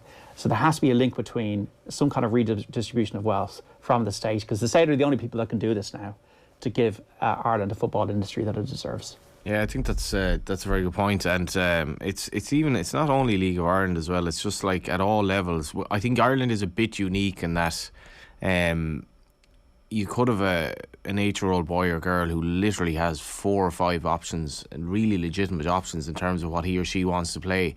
And football needs to fight for its right. I think it has a lot going for it in terms of the traction of it being a relatively safe sport to play going forward, unlike some other sports, I would argue.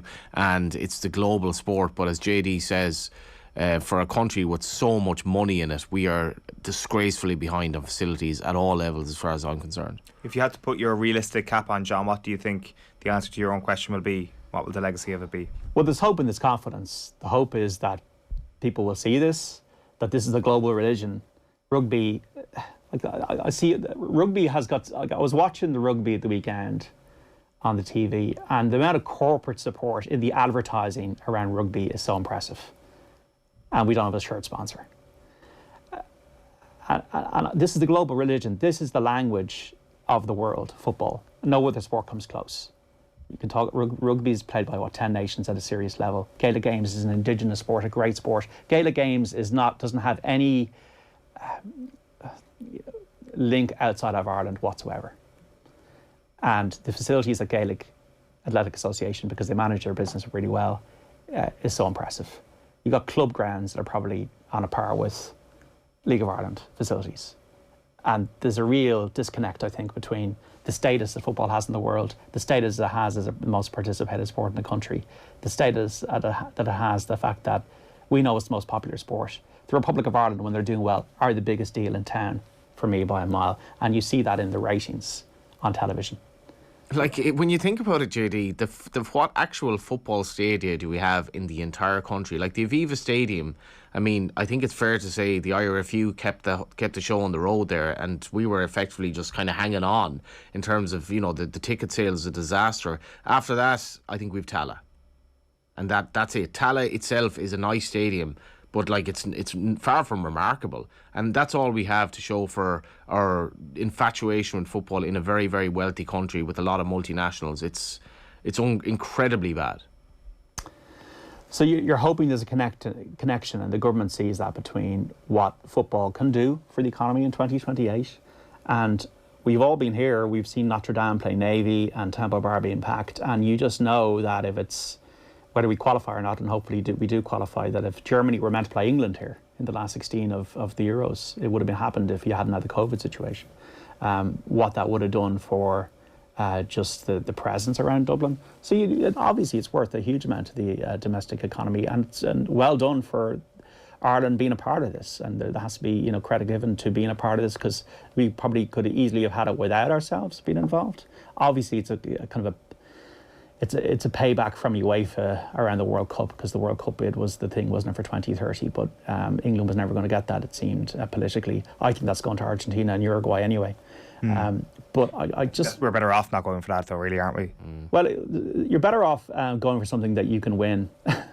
And host that, not completely crippling expense. Yeah, like Porto and Braga, it was a very good night. I was at the Europa League final in 2011, and that could have been more attractive teams in terms of popularity around here. So, these things are great, but you have to do both. Yeah. And the most important thing to do on a primary level is the game itself here, and these things can be a bonus and an add-on. For sure.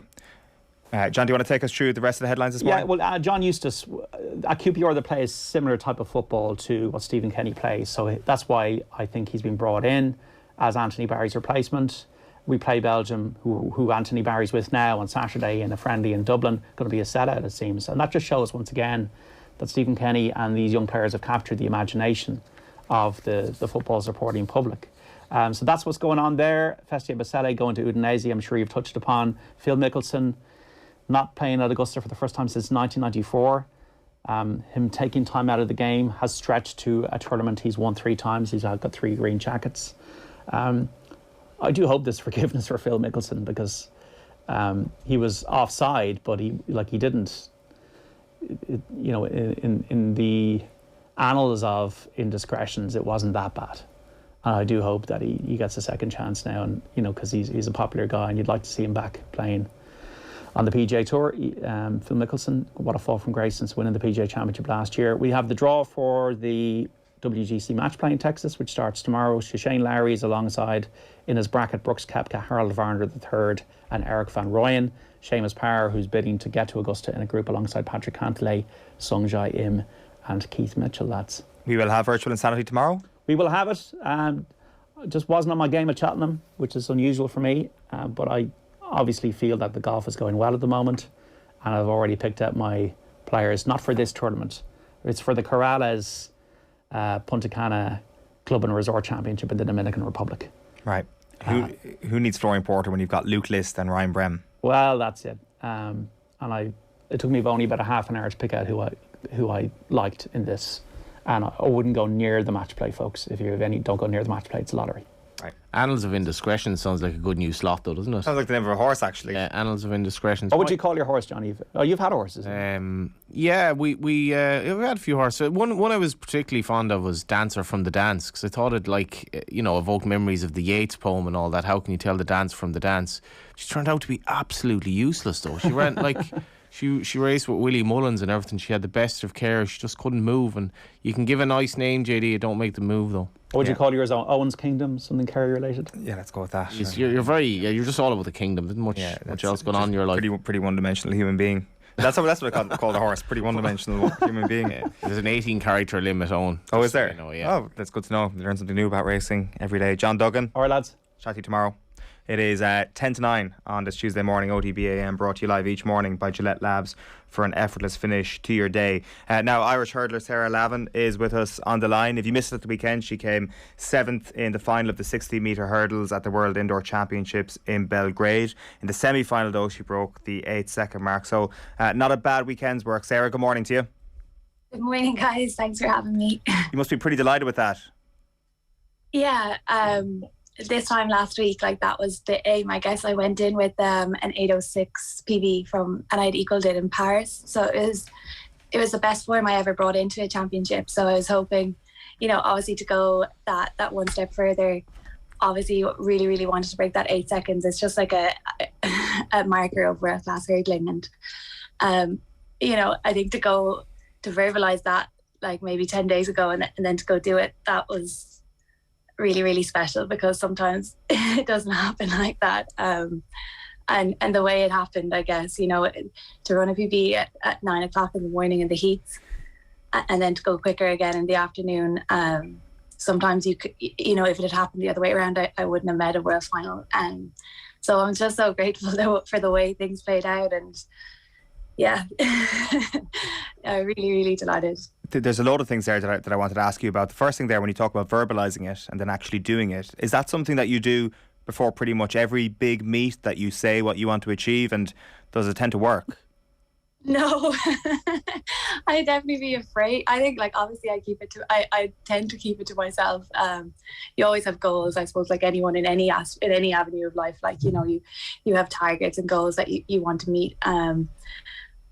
The way things happened, actually, there was the Permanent TSB were launched as the new title sponsor for the Olympic team. So there was a press conference and stuff a week out, which is not really what an athlete loves to do before they head off to a world championships, is talk to a heap of journalists. But it's just the way it happened. And thankfully, it happened. It all came through. And it wouldn't be typically something. Obviously, you keep it to yourself. You have targets, but you definitely wouldn't like to be climbing trees and shouting, Yeah, it's a very Irish thing to play yourself down for fear that actually what you say you might do actually doesn't come true.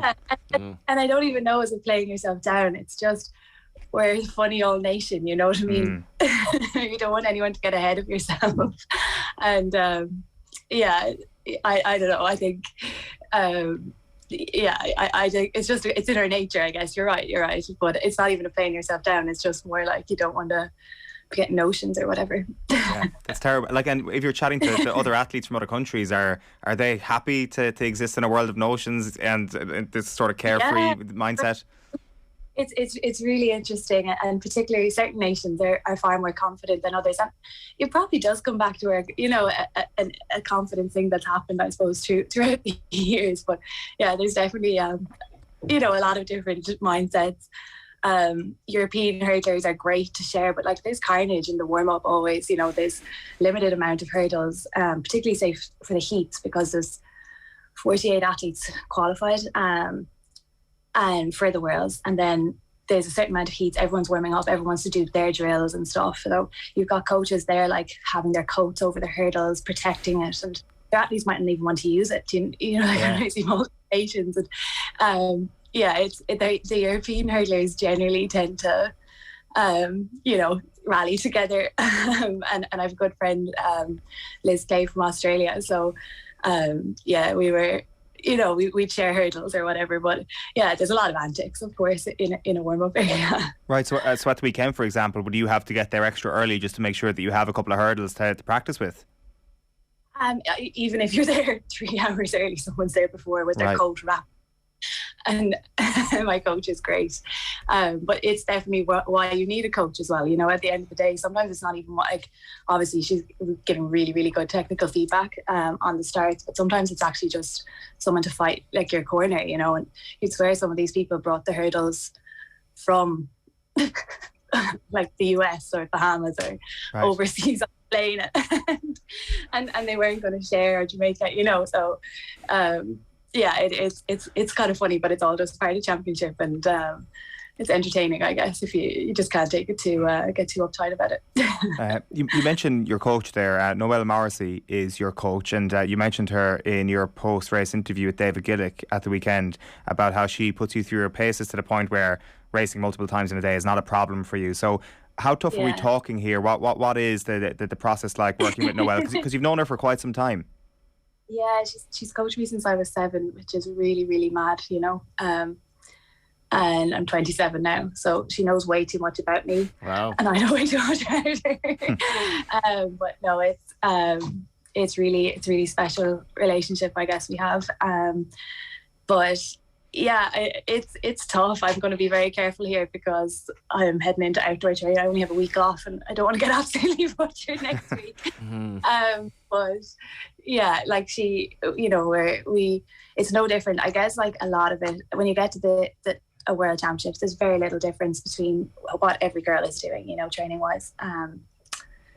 But it's more, a lot comes down to mindset, and it's on, in that moment, like there is very, very little. And I think I was very fortunate to get exposed to before Christmas, and like so many of the girls are just really nice. So and linking in with other groups in other countries really brings you on to the next level. But there is very, very little difference to what any training we're doing, and it's more so like in the moment, you know what I mean? I mean, like everyone trains hard if you're in a high performance sport, there's no but I think why the final was my slowest round, I think it was just very high adrenaline to run 7:97 at that time. It was exhausting an hour and a half later, and I think also Kambunji, Sedney and I were basically the European hurdlers raced each other. You know what I mean? So it really has to be so internal, because you're literally talking about the smallest of margins. And when poor Kambunji hit a hurdle, it's an external stimulus, I guess. So everything, it's that moment of, even though it didn't actually affect you, but it is still an external stimulus that kind of can bring you out. I know it sounds so deep. It's true, because I was going to ask that, Sarah, because for anybody who didn't see the race, it's a pretty like it's a pretty extraordinary fall. Like, I mean, she just clips the hurdle. It's right to your right hand side, and she goes down straight in her face. Like, I mean, I presume you can't not see that. It can't not put you off. So, and it's not even a see. It's more like a feel, if you get what I mean. And everything you're doing is a feeling, to be honest, at that level, you know. And it's a moment. It's gone, and there's nothing you can do. But at the same time, that's championship racing, and you have to do better and not let that. You have to be deeper within yourself to not let that bring you out, if that makes sense. So it's on me, you know what I mean? And thankfully I don't think she was too badly injured or anything like that. But like if you had said to me last week that I was lining up, like it was just such a spectacle, like the lights, the show. I'm not sure if you saw it, but you know, it was to be lining up in a world final, global final. I thought I could do it someday, of course, but I didn't know it was going to happen at the weekend. And it's not that my reaction was just so pure, but at the same time, I don't know, will I ever feel like that again going into it, which is mad, you know what I mean? That I'll never feel like that going again into it, making a final, I guess, you know. Probably will if I ever win a medal, I don't know. But yeah, I think like if I had seen everything that had happened happen, and there was girls outside of the final that, you know, I rate so highly. There was a Swiss girl, Zabarin, and Liz from Australia. Like I rate them just so highly, and you know, it was just, sometimes it's awful to say, but it's the roll of a dice, and who's in that exact moment in that semi, like has the, you know, there's so little between us all. That it was just a really, really special day and a special weekend, and yeah. The psychology of the event is fascinating, and I wonder at times if it's frustrating just having to accept that there is a little bit of a roll of the dice involved, because I saw you speaking after your heat in Tokyo saying that you didn't have a thoughtless race, which was a really interesting phrase to use, that it needed to be autopilot, I assume, in order to get the best out of yourself, and maybe that didn't happen at the Olympic Games last year. So how do you try and come to terms with the fact that you need to be in a thoughtless space of mind, and there is not much that you can do to control that sometimes? You have to really practice it, you know what I mean? Right. And that comes to every rep in training, and that's every time you're hurting on the track, you know, especially like speed endurance. It's so much fun indoors because it's 60 meters, but like November, December, like you're lying on the ground thinking, oh my gosh, dying would be easier here right now, because your body's just in pain, you know, you're just riddled with lactic or whatever. Yeah, I think like heading into outdoor, like you have to, in those moments, just blank your brain. And I know that sounds bizarre to the average person, but you can perceive the pain, you know what I mean? You just have to keep moving.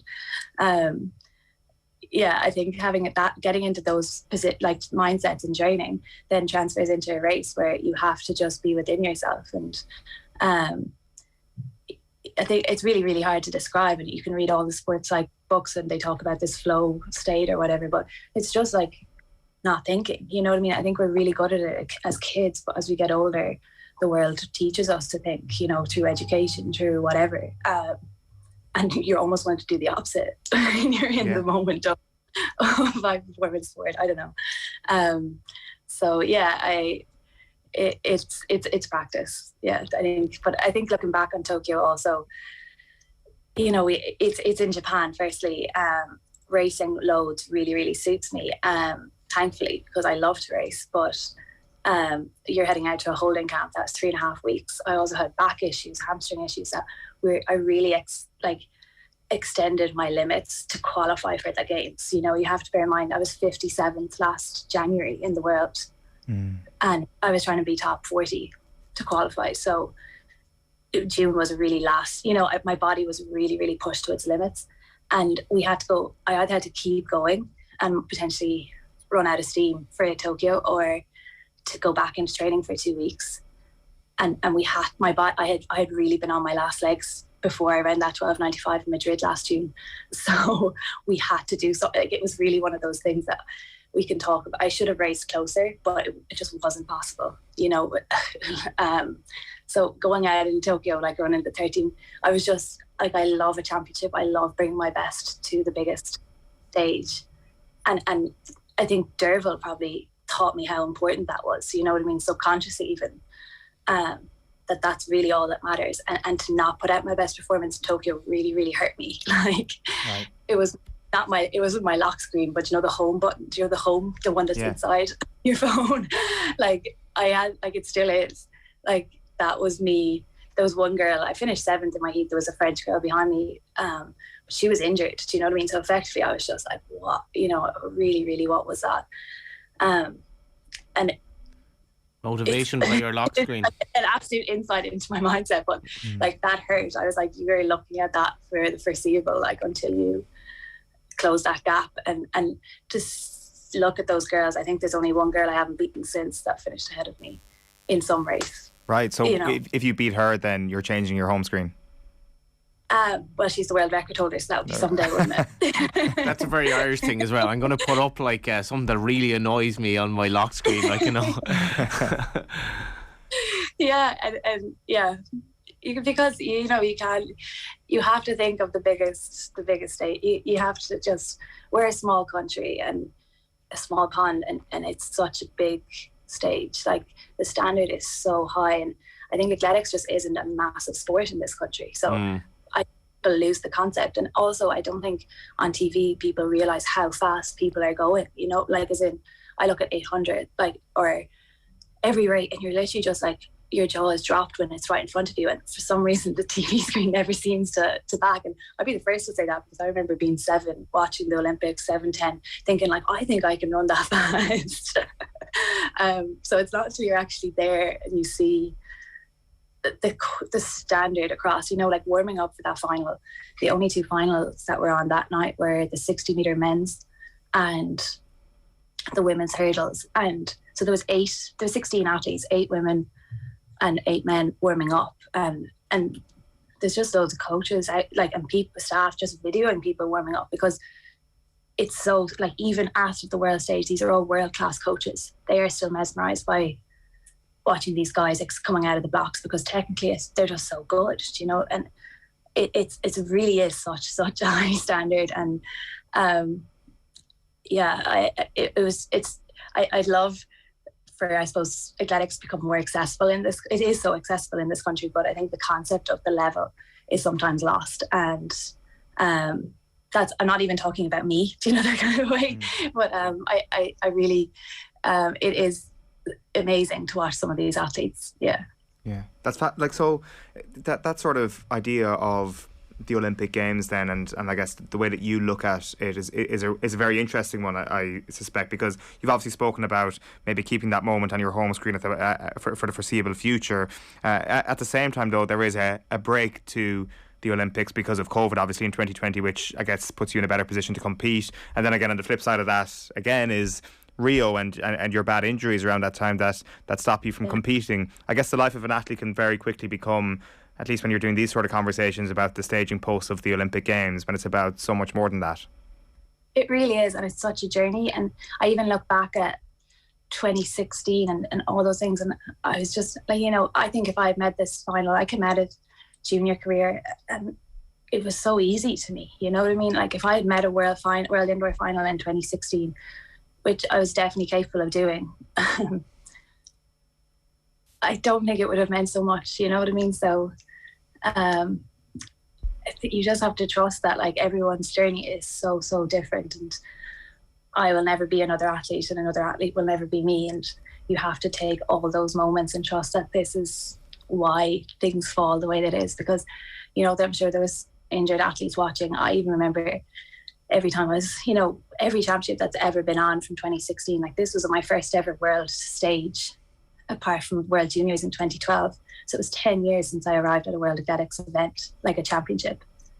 And I've watched 10 years of other Irish athletes making championships, and it just hurting, you know, because you're sitting there, you have a niggle, you have a bad injury, or you're just off. What's even worse is when you don't have an injury and you're just in crap shape, you know what I mean? And just watching BBC and crying for other athletes who have done well, and because you're just happy for them, not that kind of way that you're just like it's such an emotional thing.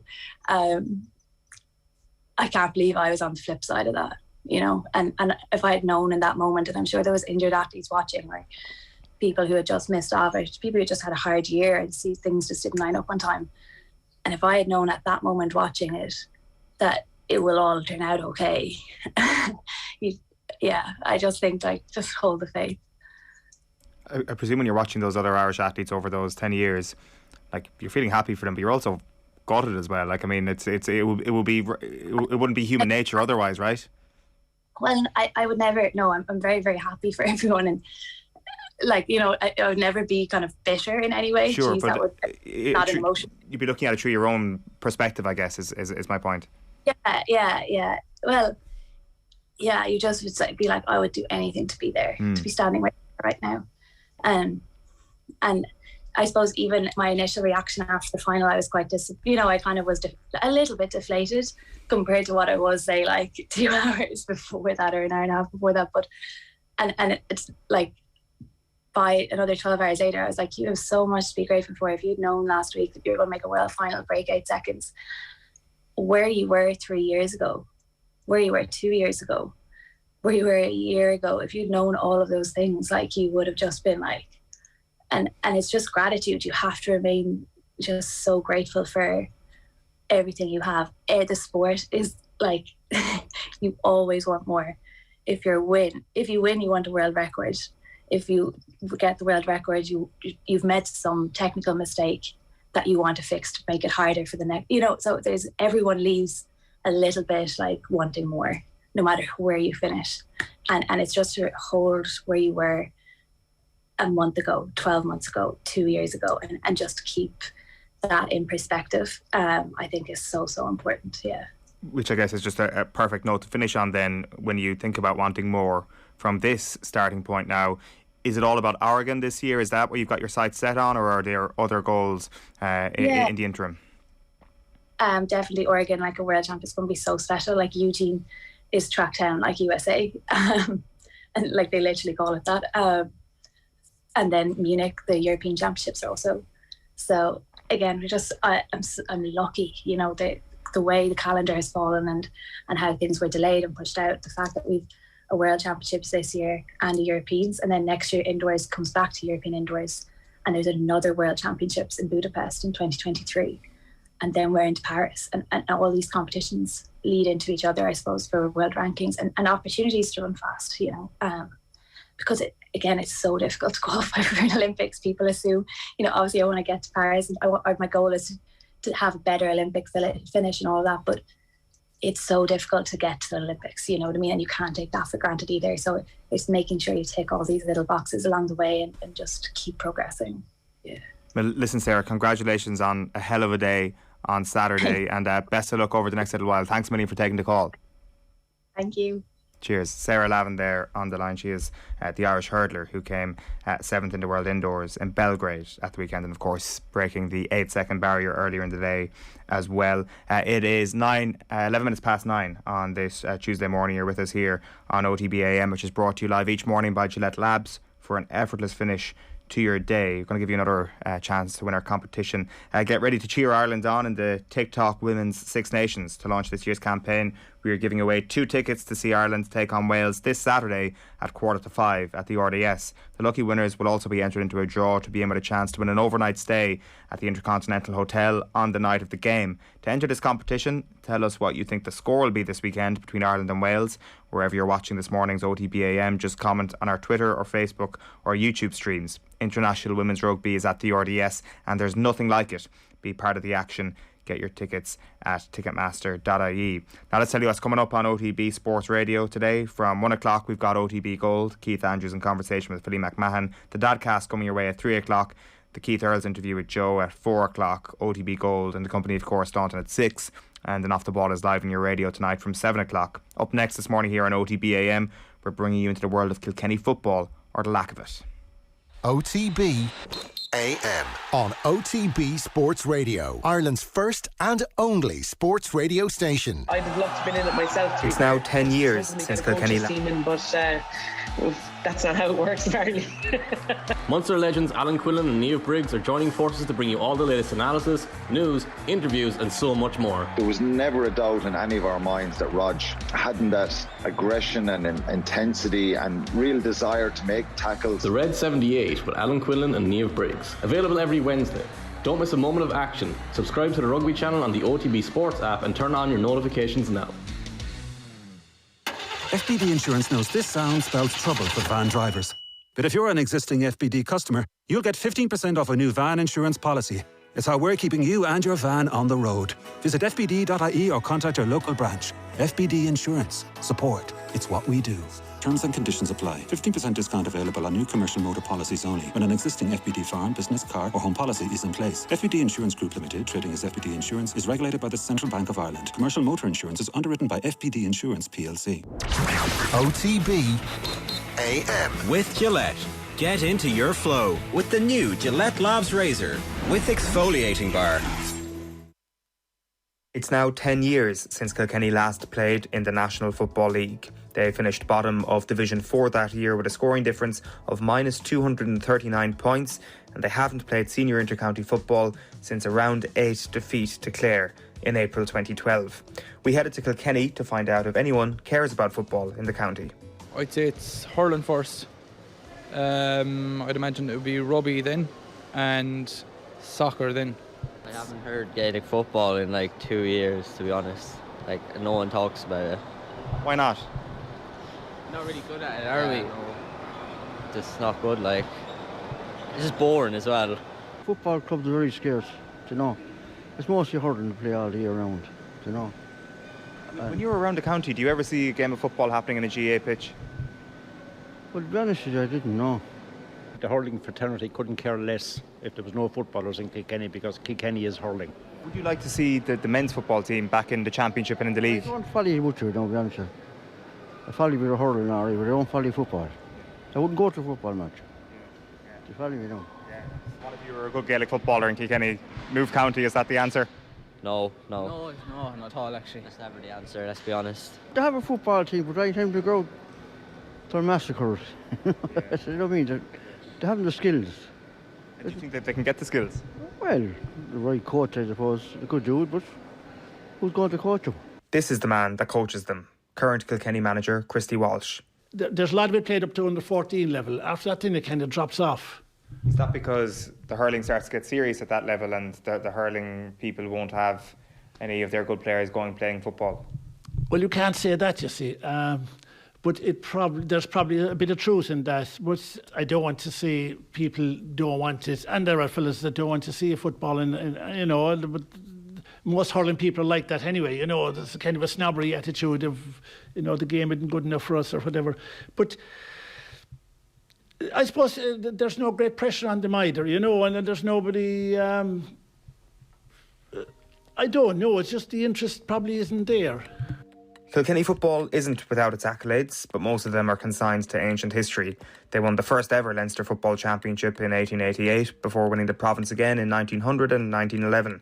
In 1929 they beat Louth by 6 points, which was the last time they won a senior championship game.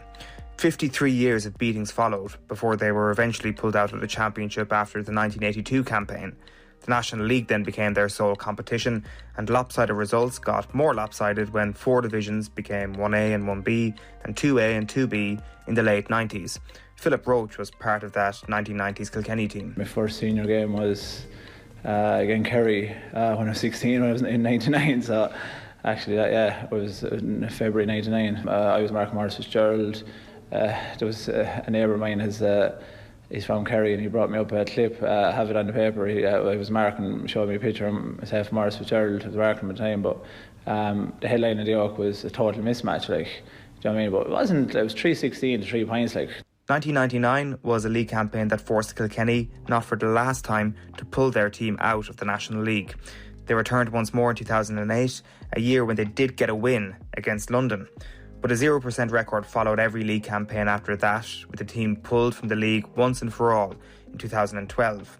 Their sights were then set on the British Junior Championship, which they did win 3 times, and one of the players who went on plenty of those trips in the UK was Shane Kelly. It's a novelty of getting away, like we were playing over in England, so you'd be going away over for the day and should nearly turn into a session then the way home. Like, but we most of the time would be playing a Saturday match and might be leaving Kilkenny at 4:30 or 5 to go to Dublin for a fly over. Sure, might be safer playing, and Leeds would be getting her breakfast over there, but there's a lot of waiting about for the match, and depending on the flight time home, you could either have time for a few pints after or whatever, or else you could be rushing to catch the flight. And what about a few pints beforehand? No, I wouldn't anyway. Others may have done, but I'll not drop anybody into it. Like, we went over one day, like, and we were in getting our food before the match, and I listened. There was a couple of lads up at the bar, like, and the next time we went out, and these boys were watching me drinking, and they were playing again. It's like, there were lads drinking right before the game. Right before the game, like, it didn't.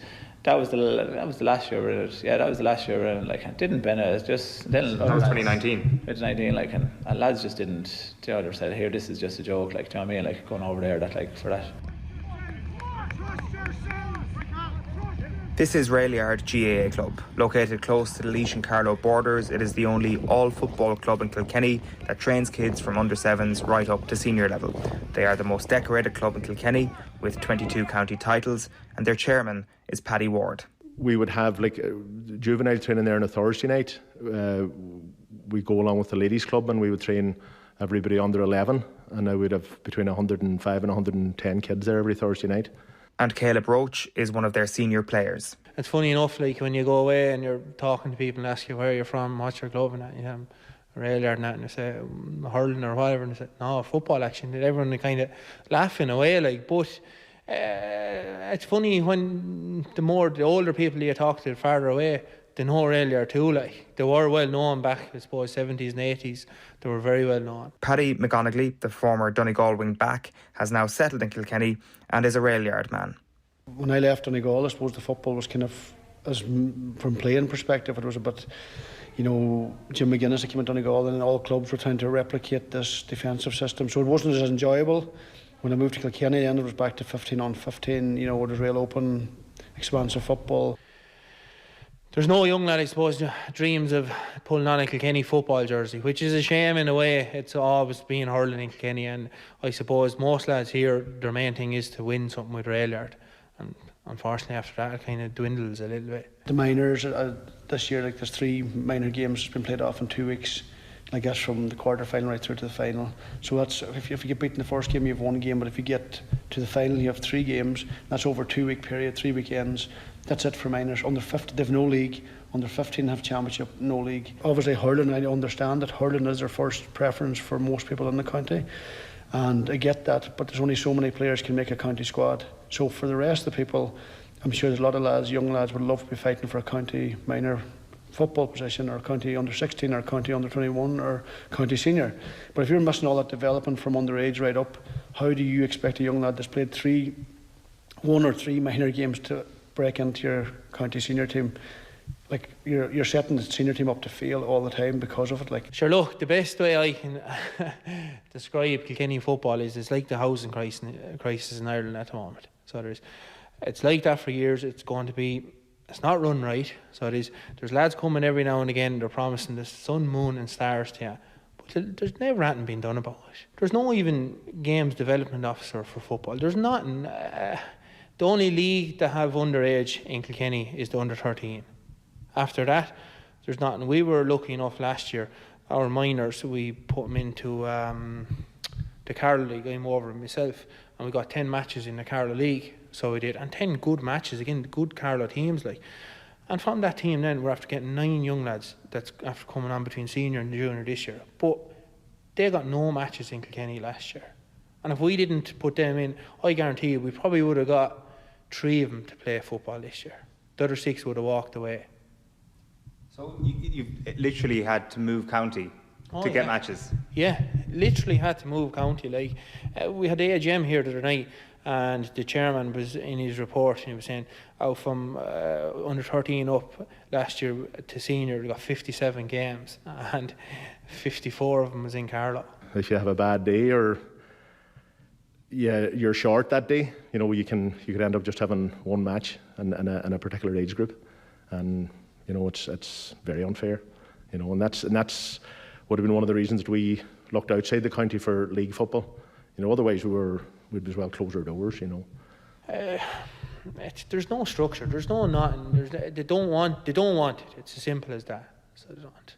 While there's a feeling of hopelessness sometimes attached to being involved with men's football in Kilkenny, that doesn't seem to be the case on the women's side. Here's Elena Byrne from Kilkenny LGFA. There is still, though, a perception out there. We're kind of lumped in with the men's football here in Kilkenny, and that perception out there is that there is no football in Kilkenny, but it's a very different story with the ladies here, very different scene, and we have at the present over 1,500 members here in Kilkenny playing with us. I think looking back from about 7 years ago, our numbers have actually tripled in Kilkenny. The perception out there might be, it's obviously a big camogie county as well, but the girls here, they play both. We've loads of crossover of players, we've loads of dual players, and we support that. Back in 2007, sure, it was a huge, huge success for Kilkenny at the time. They beat London in the All-Ireland Junior Final. We've been in Kilkenny here just trying to build back up to that for the past few years, and what you're essentially trying to do, and we started a few years ago, is focusing on keeping those girls playing at a young age and keeping them all the way up. So I think for a while there wasn't players coming through in Kilkenny because any club that was starting off focused a lot on the teenage girls, say starting at under 14. This year, for the first time, we have two county under 14 panels. We have a very strong under 16 panel. We had huge turnout for the trials for all of those county panels this year. So Kilkenny's women's team is on the way back, and the expectation is that they will be playing National League in the next couple of years. Such a timeline on the men's side is much harder to nail down, though. This year, the county side season will involve playing an All-Ireland Junior semi-final on July the 8th against a British team. If they win, they will play the final on July the 10th, and that will be their year. So even compared with the pre-COVID situation of playing the British Junior Championship, this season is going to be another step backwards. Getting back to playing Division 4 football looks to be as far away as it has been at any point over the last 10 years now. JJ Grace was a player in that last league game in 2012, and he's been helping Christy Walsh to coach the team since 2016. Look, to be honest, any of those Division 4 games at that time, they were tough. But look, we still fielded the team. Was it hard? Of course it was. But again, there's not much graph for football in Kilkenny. But I'd always say from being there over 10 years ago that the lads that were there cared and they wanted to play. So I have nothing but good memories. Were we getting some tough beatings? Of course you were. My job is to get a team to play in a couple of months' time. The development of the game, like like any manager of any team anywhere, he's only worried about his year or 2 years or 3 years. The 10-year development plan, unless it's not I'm not interested in this. Even something as simple as cool camps. You'd see the hundreds of kids turn up at cool camps all over Kilkenny there during the summer. I don't even know, is there a football cool camp? But whose fault, is it my fault? It probably is my fault as much as anyone else's. Why would you say that? Maybe we don't look for it or demand it or ask for it. Kilkenny had one win in the National League back, I think it was again London in 2008, I think it was. And instead of building from that, they went backwards. I remember around that time we played Tipperary in the football in the league in Division 4 in Northern America on there, and never forget what they were saying. They were putting savage effort into football, so they were, and it wasn't a 1 year plan or anything like that. It was a couple of years, and they won a Munster final 2 years ago.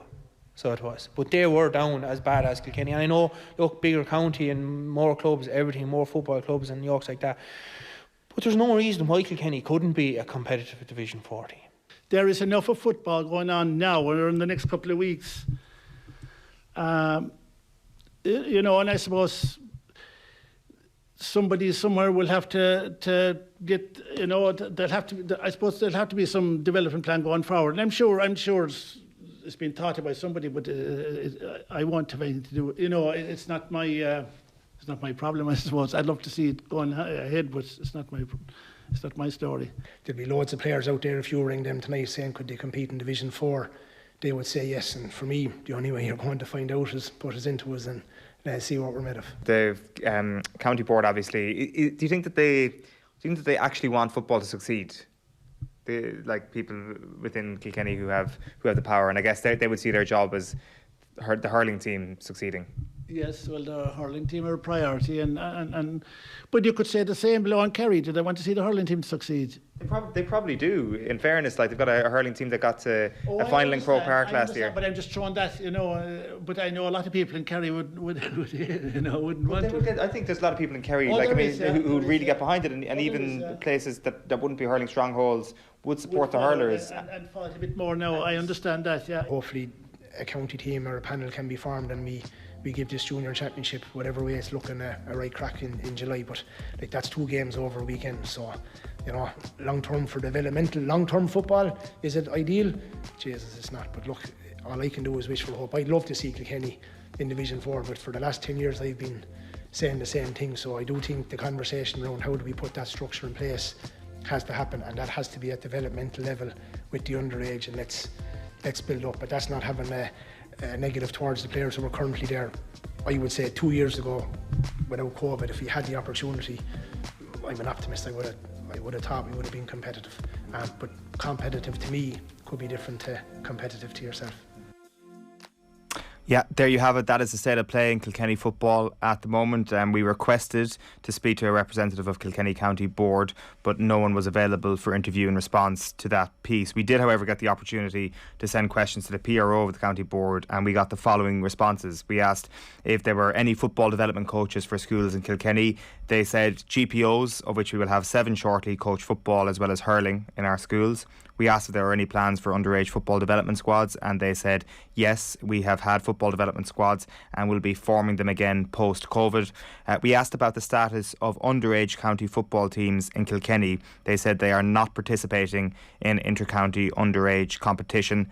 We asked if there are plans to introduce a football league for clubs at under 15 or minor level, and they said yes. And then we also asked where Kilkenny County Board sees football in the next 10 years in the county, and they said we have a committee currently reviewing all GA activity in the county up to senior level in wide-ranging consultation with, amongst others, our county board, clubs, schools, primary and secondary, and Cushton and Ogue.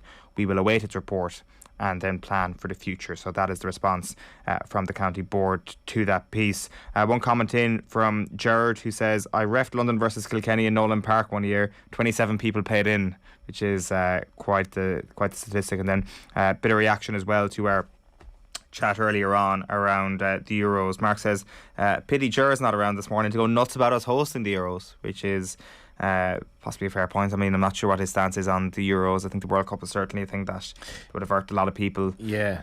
And then, if ever you were made for a piece, it was going to Kilkenny to talk about, football or lack thereof. It's just, you really major at these like kind of hopeless stories, basically. Yeah, I don't know. That's the sort of piece I'd like to do as well. Or hopeful, maybe. I mean, there wasn't much hope there, was there? There wasn't much hope, but I think that I think it's easy to, be constantly positive about something when everybody else is positive about it. But it must be one of the most downtrodden subjects in Irish sport, the idea of football in Kilkenny. And you see the positivity that still exists from someone like JJ Grace there, who's involved with the Kilkenny football team at Rayliard. And I saw a bit of their session there. Seems like an excellent coach. And I think to be able to stay that hopeful, even though it may not seem overly hopeful to sit on that level of hopeful, I think is commendable. You look at London as well, the season that they've had, and how hopeless their situation was. I've always felt that the GAA hasn't really succeeded in getting hurling around the country enough, because it's genuinely a national treasure of a game. I don't think Gaelic football is, to be honest, and I'm from a football area. Whereas hurling, you bring anyone to a hurling game from outside of Ireland and people will be just wowed by it. And to see hurling develop, I get a great kick out of Antrim running Kilkenny Close this year and stuff like that. I think that's very important, and I think the GA hasn't really succeeded. I know it's difficult. The Kilkenny situation is bonkers, though. It's just, I remember somebody in the county board saying to me years ago, he said, the problem we have in Kilkenny is Gaelic football isn't anyone's first sport, and he was kind of right, unfortunately. Yeah. But I don't think it's right either on. I think that you should be kind of compelled to at least be making an effort. And maybe in the days when dual teams could work, they could, if the Kilkenny hurling team played for the Kilkenny footballers, I'm sure they wouldn't be that bad. Mm-hmm. Do you know what I mean? It's just sad that's not the case anymore. But it's pretty depressing. Yeah, it's a good point you made that it's nobody's first sport. There's obviously a very tiny section of the county where it is, but by and large, not only is it not anybody's first sport, it is seen as the as being squeezed to get more out of the hurlers, as in if you had an underage football team, it'd be good to have some of the hurlers involved with that for fitness, to get them up to speed like the football is on at the moment. I think the football season at underage level anyway will be kind of wrapping up soon, so that the lads can get ready for hurling.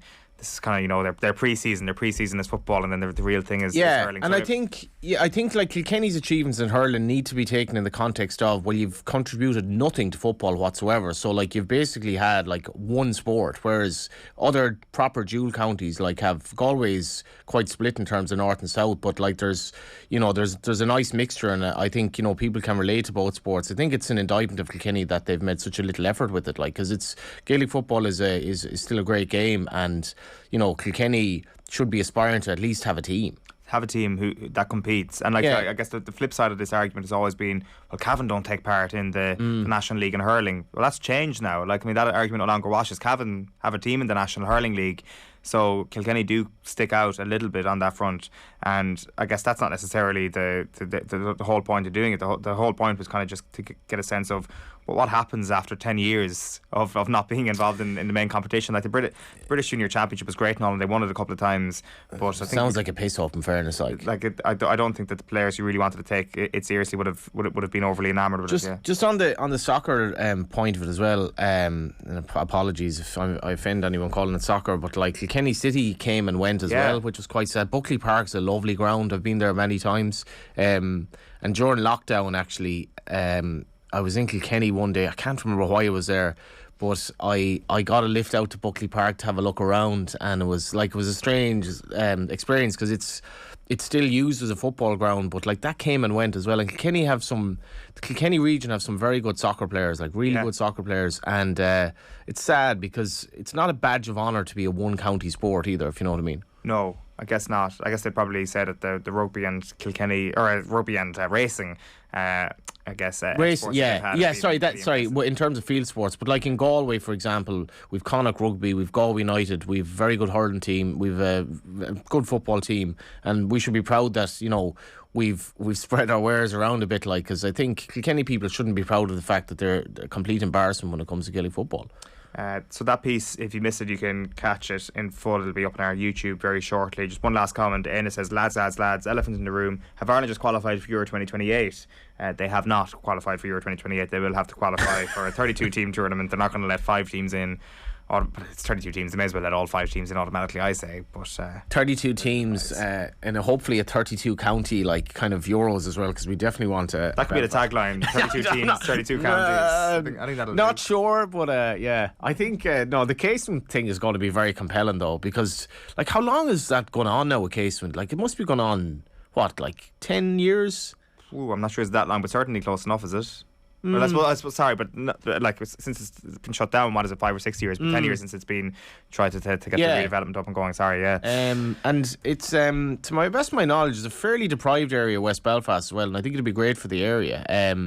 So yeah, like if it took a soccer tournament with Northern Ireland as sort of the host nation for that game or whatever to get Casement going, I think that might be a sign Northern Ireland's going in the right place on a lot of levels. Yeah, I think that's a good positive note to leave it on this morning. Johnny, thanks a million for coming in this morning. OTB AM has been brought to you, and it is brought to you live each morning. Just my last question for you. Sorry, I presume it was your idea to do that Kilkenny thing, just to prove that I was right. Yes, it was your idea. Like, who else would have thought, I'm going to go to Kilkenny to talk to lads about why football? So I'm not, like, it is your niche. Like, look for the downtrodden, look for hope in places where there probably isn't much. Yeah, Rihanna wrote a song about that before, didn't she? And on that note, it's a better note to end on than me, actually, to be fair. OTB AM brought to you live each morning by Gillette Labs for an effortless finish to your day. Tomorrow morning, we're looking ahead to Ireland against Belgium, looking back at the Six Nations and speaking to Irish MMA star Sinead Kavanagh. John Morris, by the way, is our competition winner. He's off to cheer Ireland on in the TikTok Women's Six Nations this weekend, and he's also into our draw for a night at the Intercontinental Hotel. Ireland take on Wales on Saturday the 26th of March at 4:45 at the RDS Arena. Get your tickets at ticketmaster.ie. Right now, we're leaving you with Jerry Thornley and Fiona Hayes on Monday Night Rugby. Very able to say Jerry Thornley of the Irish Times with us. Hey, Jerry. Hey, how you doing, Joe? Great. And Fiona Hayes, you are there, I presume? I'm here, Joe. Very good. So we have France Grand Slam winners. We have Ireland second in the championship. Triple Crown is a perfectly acceptable consolation prize. Irish under-20s Grand Slam champions at Musgrave Park yesterday.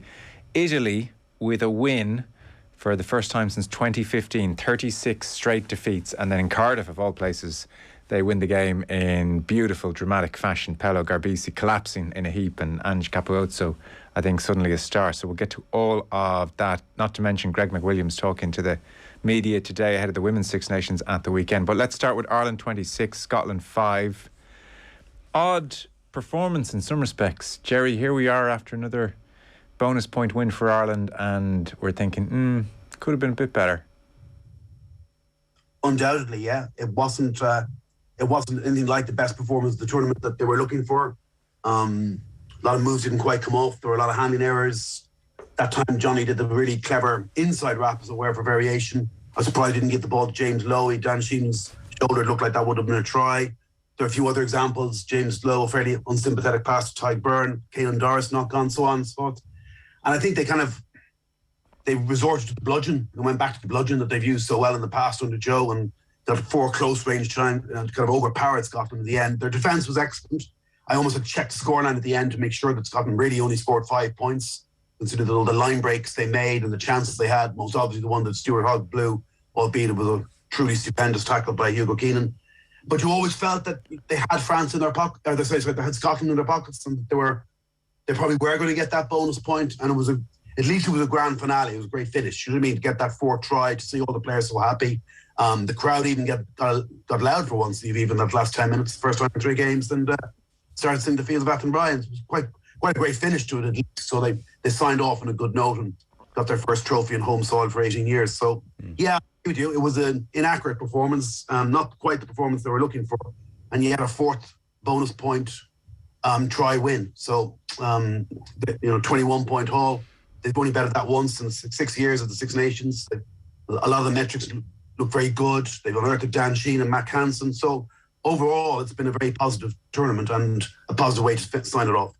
No rugby slaw is complete at the moment without you having a little snipe at the Aviva atmosphere, by the way. Although I was thinking of you on during the game, especially in the first half, because it was so quiet. We were wondering, even in studio, did we have the wrong feed coming in, because there was just not a sound. And pre-match, it was a beautiful weekend. I mean, the weather's been so miserable for the last couple of months. It was a beautiful weather weekend in Dublin. Paddy's weekend, everybody's off for a couple of days, and evening-ish kickoff and nice atmosphere building. And first 10-15 minutes up until the first try, the Sheahan try, Scotland are doing very, very well, and the atmosphere just seems to get sucked out of the whole thing and never really recovered until maybe towards the end when they were pushing for that 4th try, which really didn't make any great difference anyway.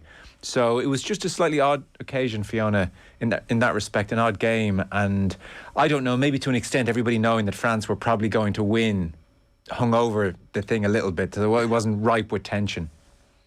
No, it definitely wasn't ripe with tension. As Jerry was saying, the errors, I was looking at some stats. I think they'd turnovers conceded was about 15 or 16. So I think that was getting the crowd a little bit on edge. It was definitely a game that you felt Ireland were on top physically, defensively, really were good physically around the maul or pick and goes was really, really strong. But that backline attack probably didn't kick in as well as we'd like to have had it. And I was saying to Jerry, when a friend of mine was at the game and near the front, and she said the only time the crowd really got going in the first half was to wind up Finn Russell doing his warm up. He was getting good banter out of them.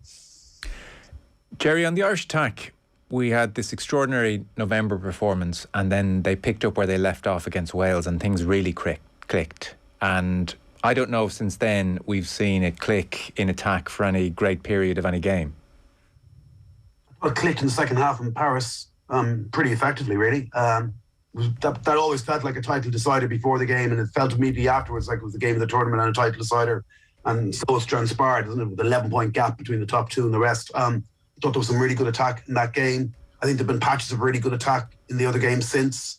Patches is maybe my point, though, because I appreciate they've scored more tries than any other team, Irish team in Six Nations history with 24. Yes. So, the metrics are phenomenal, and you'd almost forgive them anything, because when it clicks, it really clicks. But there was just something so sustained about the Welsh performance, maybe is the better way of putting it. Yes, I would agree with you. That was the most sustained performance of the five, Joe, the first one. And I guess it's partly because they're playing at such a high tempo. They generated the quickest ruck ball of any team in the competition, and they're making more passes. They made over 1,000 passes in 5 games, way more than the others. Even France had the least passes and kicked the longest. So it's funny how the two teams are going about it quite differently. But when you do try to play that brand of rugby, mistakes are more likely to happen, aren't they? There's just such a higher tempo, and you've got to make decisions quicker and so forth, and skills just have to be on point all the time. And I guess it's a good position to be in, to think that this is a team that we're all enjoying watching playing rugby. They're probably playing the most positive brand of rugby I've ever seen from an Irish team. And there's still so much room for improvement, having scored a record 24 tries in the tournament. So that's the other way of looking at it. I think the word from the camp, you talk to and listen to any of the players or coaches afterwards, are always saying that, look, we're not there yet. There's plenty more to come. And I think that's true.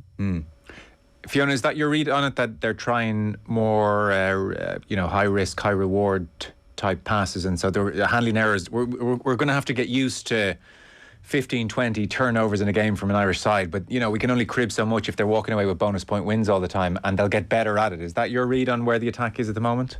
Yeah, and I think the coach and staff are probably happy where they're at. I obviously love the tempo they're playing, that 3-second ruck. They're moving the ball about. The forwards and backs are interlinking. So it's a high risk type of rugby. And I suppose we started with that Wales game, and the errors were probably smaller than they have been in other games. So we expected an Irish team to get better like that. We expected us to kick on, and maybe they did in patches, as we said, but probably consistently it didn't happen. But I think it's really, really building. And I think the defence has been outstanding. So I think Irish people, we have a big expectation on them because we know how good the squad is. We're seeing players come in, come out, and everyone is kind of stepping up to the mark. But I think if you just stand back and take an overall look at how they finished, obviously disappointed that there wasn't a Grand Slam, but that's not to say that couldn't happen next year. This French team coming to Ireland next year, and then you're going into World Cup after that. So I'm happy where they're at. I just think the speed of the game, they need to get that skill set probably up, and it's the more they train together, the more they're in camp, and they are gradually going to build those connections. The general consensus, Jerry, I'm sure you're talking to people all the time, obviously over the last number of weeks, but the consensus seems to be that the public at large are willing to forgive this team a huge amount of mistakes because they're really enjoying the ambition in the rugby, and they're seeing that it's building towards something that's potentially incredibly exciting. And the one thing you'd say about this team now is, however it goes in 15 months' time, for instance, or however it goes over the summer, they're going to have a crack at this, and they're going to try and fire a few shots, which, probably towards the end of the Joe Schmidt era wasn't happening enough, and therefore people are willing to make allowances for quote-unquote sloppiness. Again, I was even saying in studio, we may have to stop doing quote-unquote sloppy Irish play pieces because there are going to be more turnovers, and it's almost a mindset shift for all of us. Yeah, I think there's a large element of truth in that. It's a huge mindset shift because it's a huge different way of them playing the game. Even if they did resort to old values, they went back to bludgeon some of their tries. But yeah, I think so.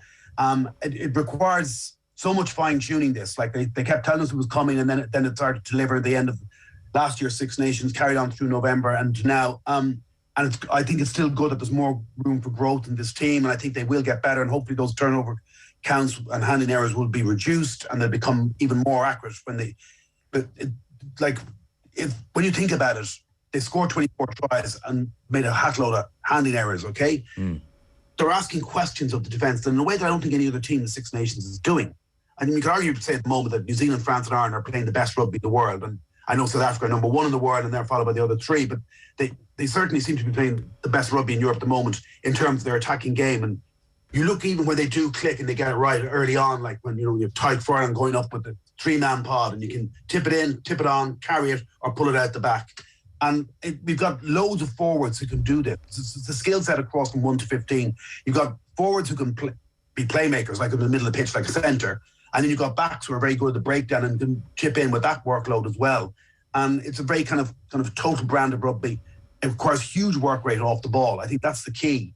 And I don't see any other team playing with as much rate off the ball and generating as many options in attack. So I think that's, like I keep saying, I think that's really encouraging. That the acid test will come, I presume, with the New Zealand tour. You know what I mean? When you think about the All Blacks, and they'll be thirsting for revenge after what happened in the Aviva Stadium last November. 3 tests at home against Ireland, and Ireland taking on 2 more matches against the Maoris, maybe twice, or the Maoris and the Super Rugby team, and taking over 40 players. Like, this is just an invaluable tour. They're going to learn so much from this about their depth chart and about other players, and it's going to teach them an awful lot. And you only improve by playing the best, and the best still are, to all intents and purposes, the All Blacks in their own country, in Eden Park Fortress, where they haven't lost in decades. So I think they'll benefit hugely from this tour. And then you've got the Six Nations next year, when you've got England and France coming at home, and that's worth targeting in itself. We've seen how France have targeted this Six Nations. Okay, they want to target this Six Nations because they wanted a title before they hosted their World Cup, and that's why last Saturday night was huge for them, because they coped to a degree with the pressure of expectations of delivering a title, effectively a knockout match in their own Stade de France in front of 80,000 very passionate fans, and with a lot of the country watching and in love with this French team again. So I think that they've been the prime beneficiaries maybe in that sense, but I do think there's a chance for Ireland with France and England at home next year to really go after a title as well. Yeah, it's all very interesting at the moment. And there is something almost un-Irish about what this Irish rugby team are doing, Fiona. If you take sport here generally, be it GAA, be it the Irish football team, be it the rugby team over the last number of years, whatever it is in our culture and our makeup, we tend to prize hard work, honesty of effort, teamwork, all of these things, and efficiency over being free scoring and wasteful. And now suddenly we're a team that can be a touch wasteful or have these handling errors, but we're suddenly putting big scores on teams all the time now. And again, we're not used to it. It's not generally been the way Irish sport has went about its business on the international stage. No, but it's how exciting is it to watch? That's great. I mean, it's nice for a change, I think.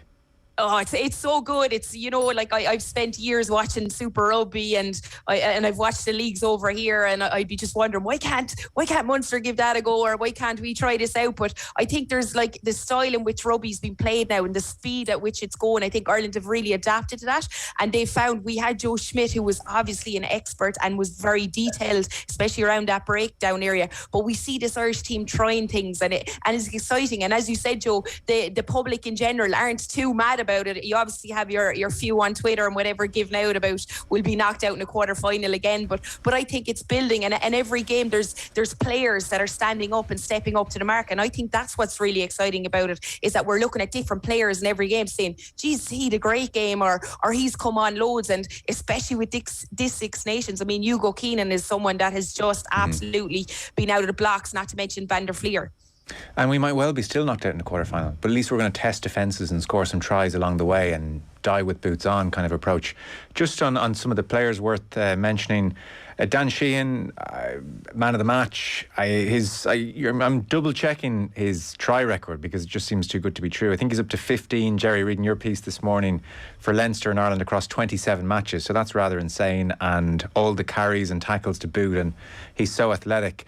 Fiona, in terms of the duel with Kelleher over the coming decade, I did, just talking to a few different people, get the sense that maybe if there is a quote-unquote weakness in Sheahan, it might be his scrummaging, that he's still quite high. He's a big man in the scrum. Have you seen anything there to be overly worried about, or is it early days yet? Oh, it's early days yet. I mean, we're talking about Kelleher and Sheahan, and he's really after giving Andy Farrell food for thought. He's just come on the pitch so composed, that man of the match. I watched him up in the stands, and the work rate he has, absolutely immense. When he gathers pace, he's just a serious ball carrier.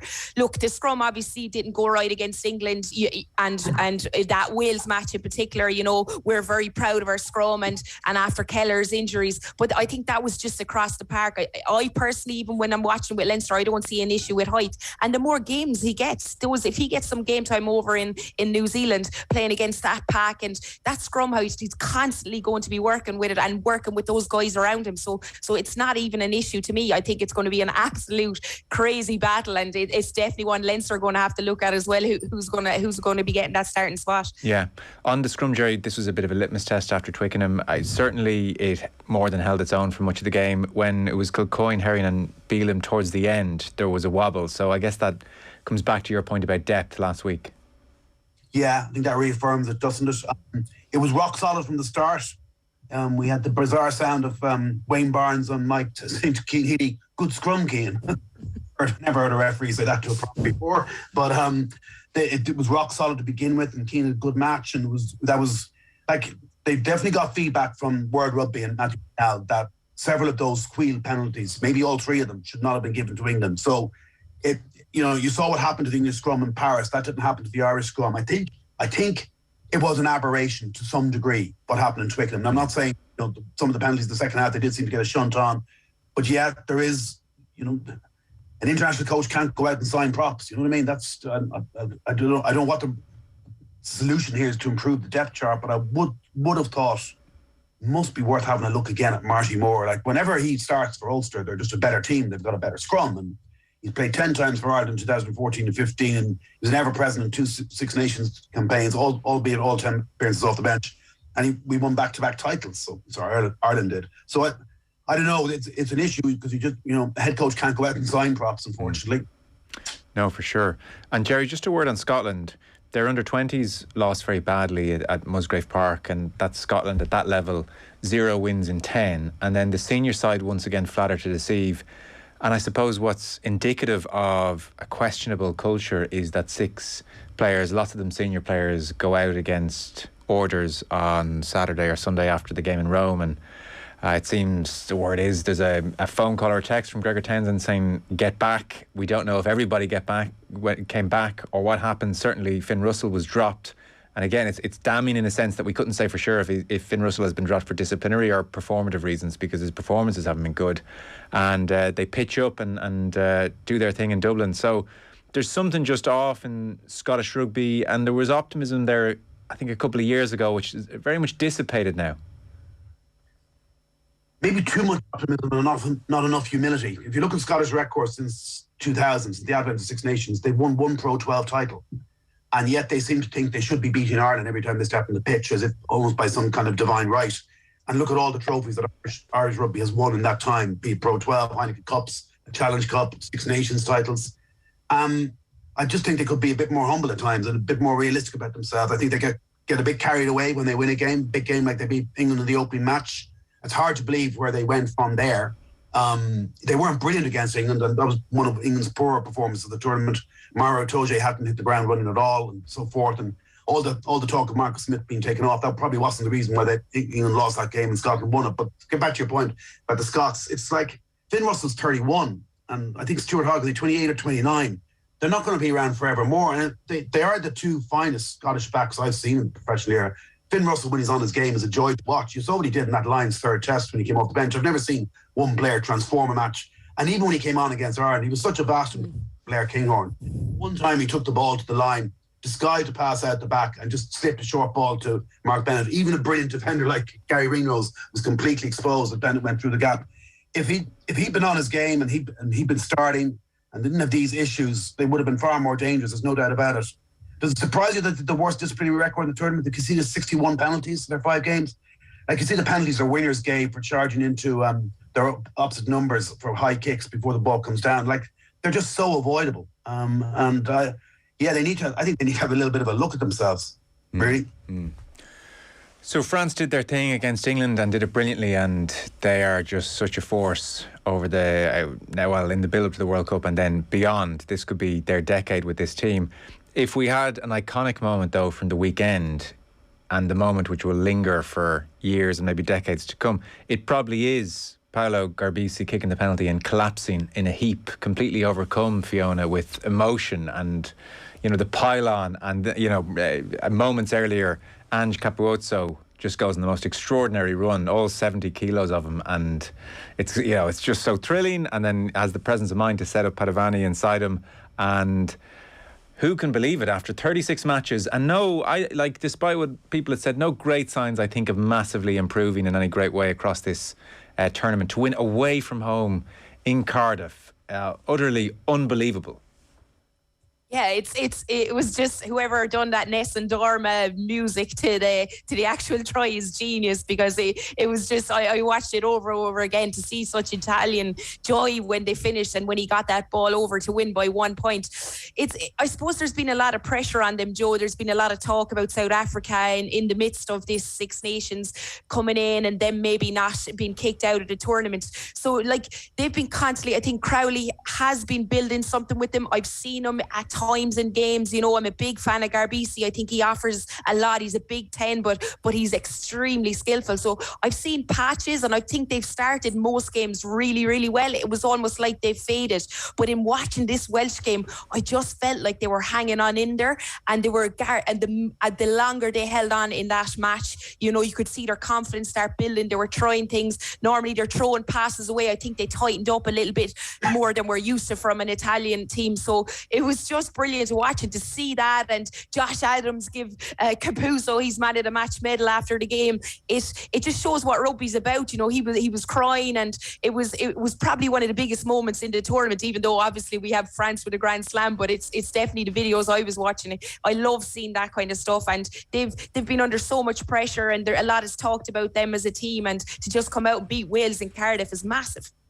Yeah, it was a magical few moments. And Capozzo, it turns out Jerry's going to Toulouse and is very highly rated, currently playing at Grenoble in the Pro D2. But last weekend when he came off the bench, and I hadn't seen him, I think a lot of people hadn't seen him before then, it was even interesting in studio and version, the lads were saying, well, he's 70 kgs, he looks about 15, this is almost like a player welfare issue, he shouldn't be out there. And then, you know, like, this is where Italian rugby is. This is a sad moment. Like, the poor kid, is he going to be okay?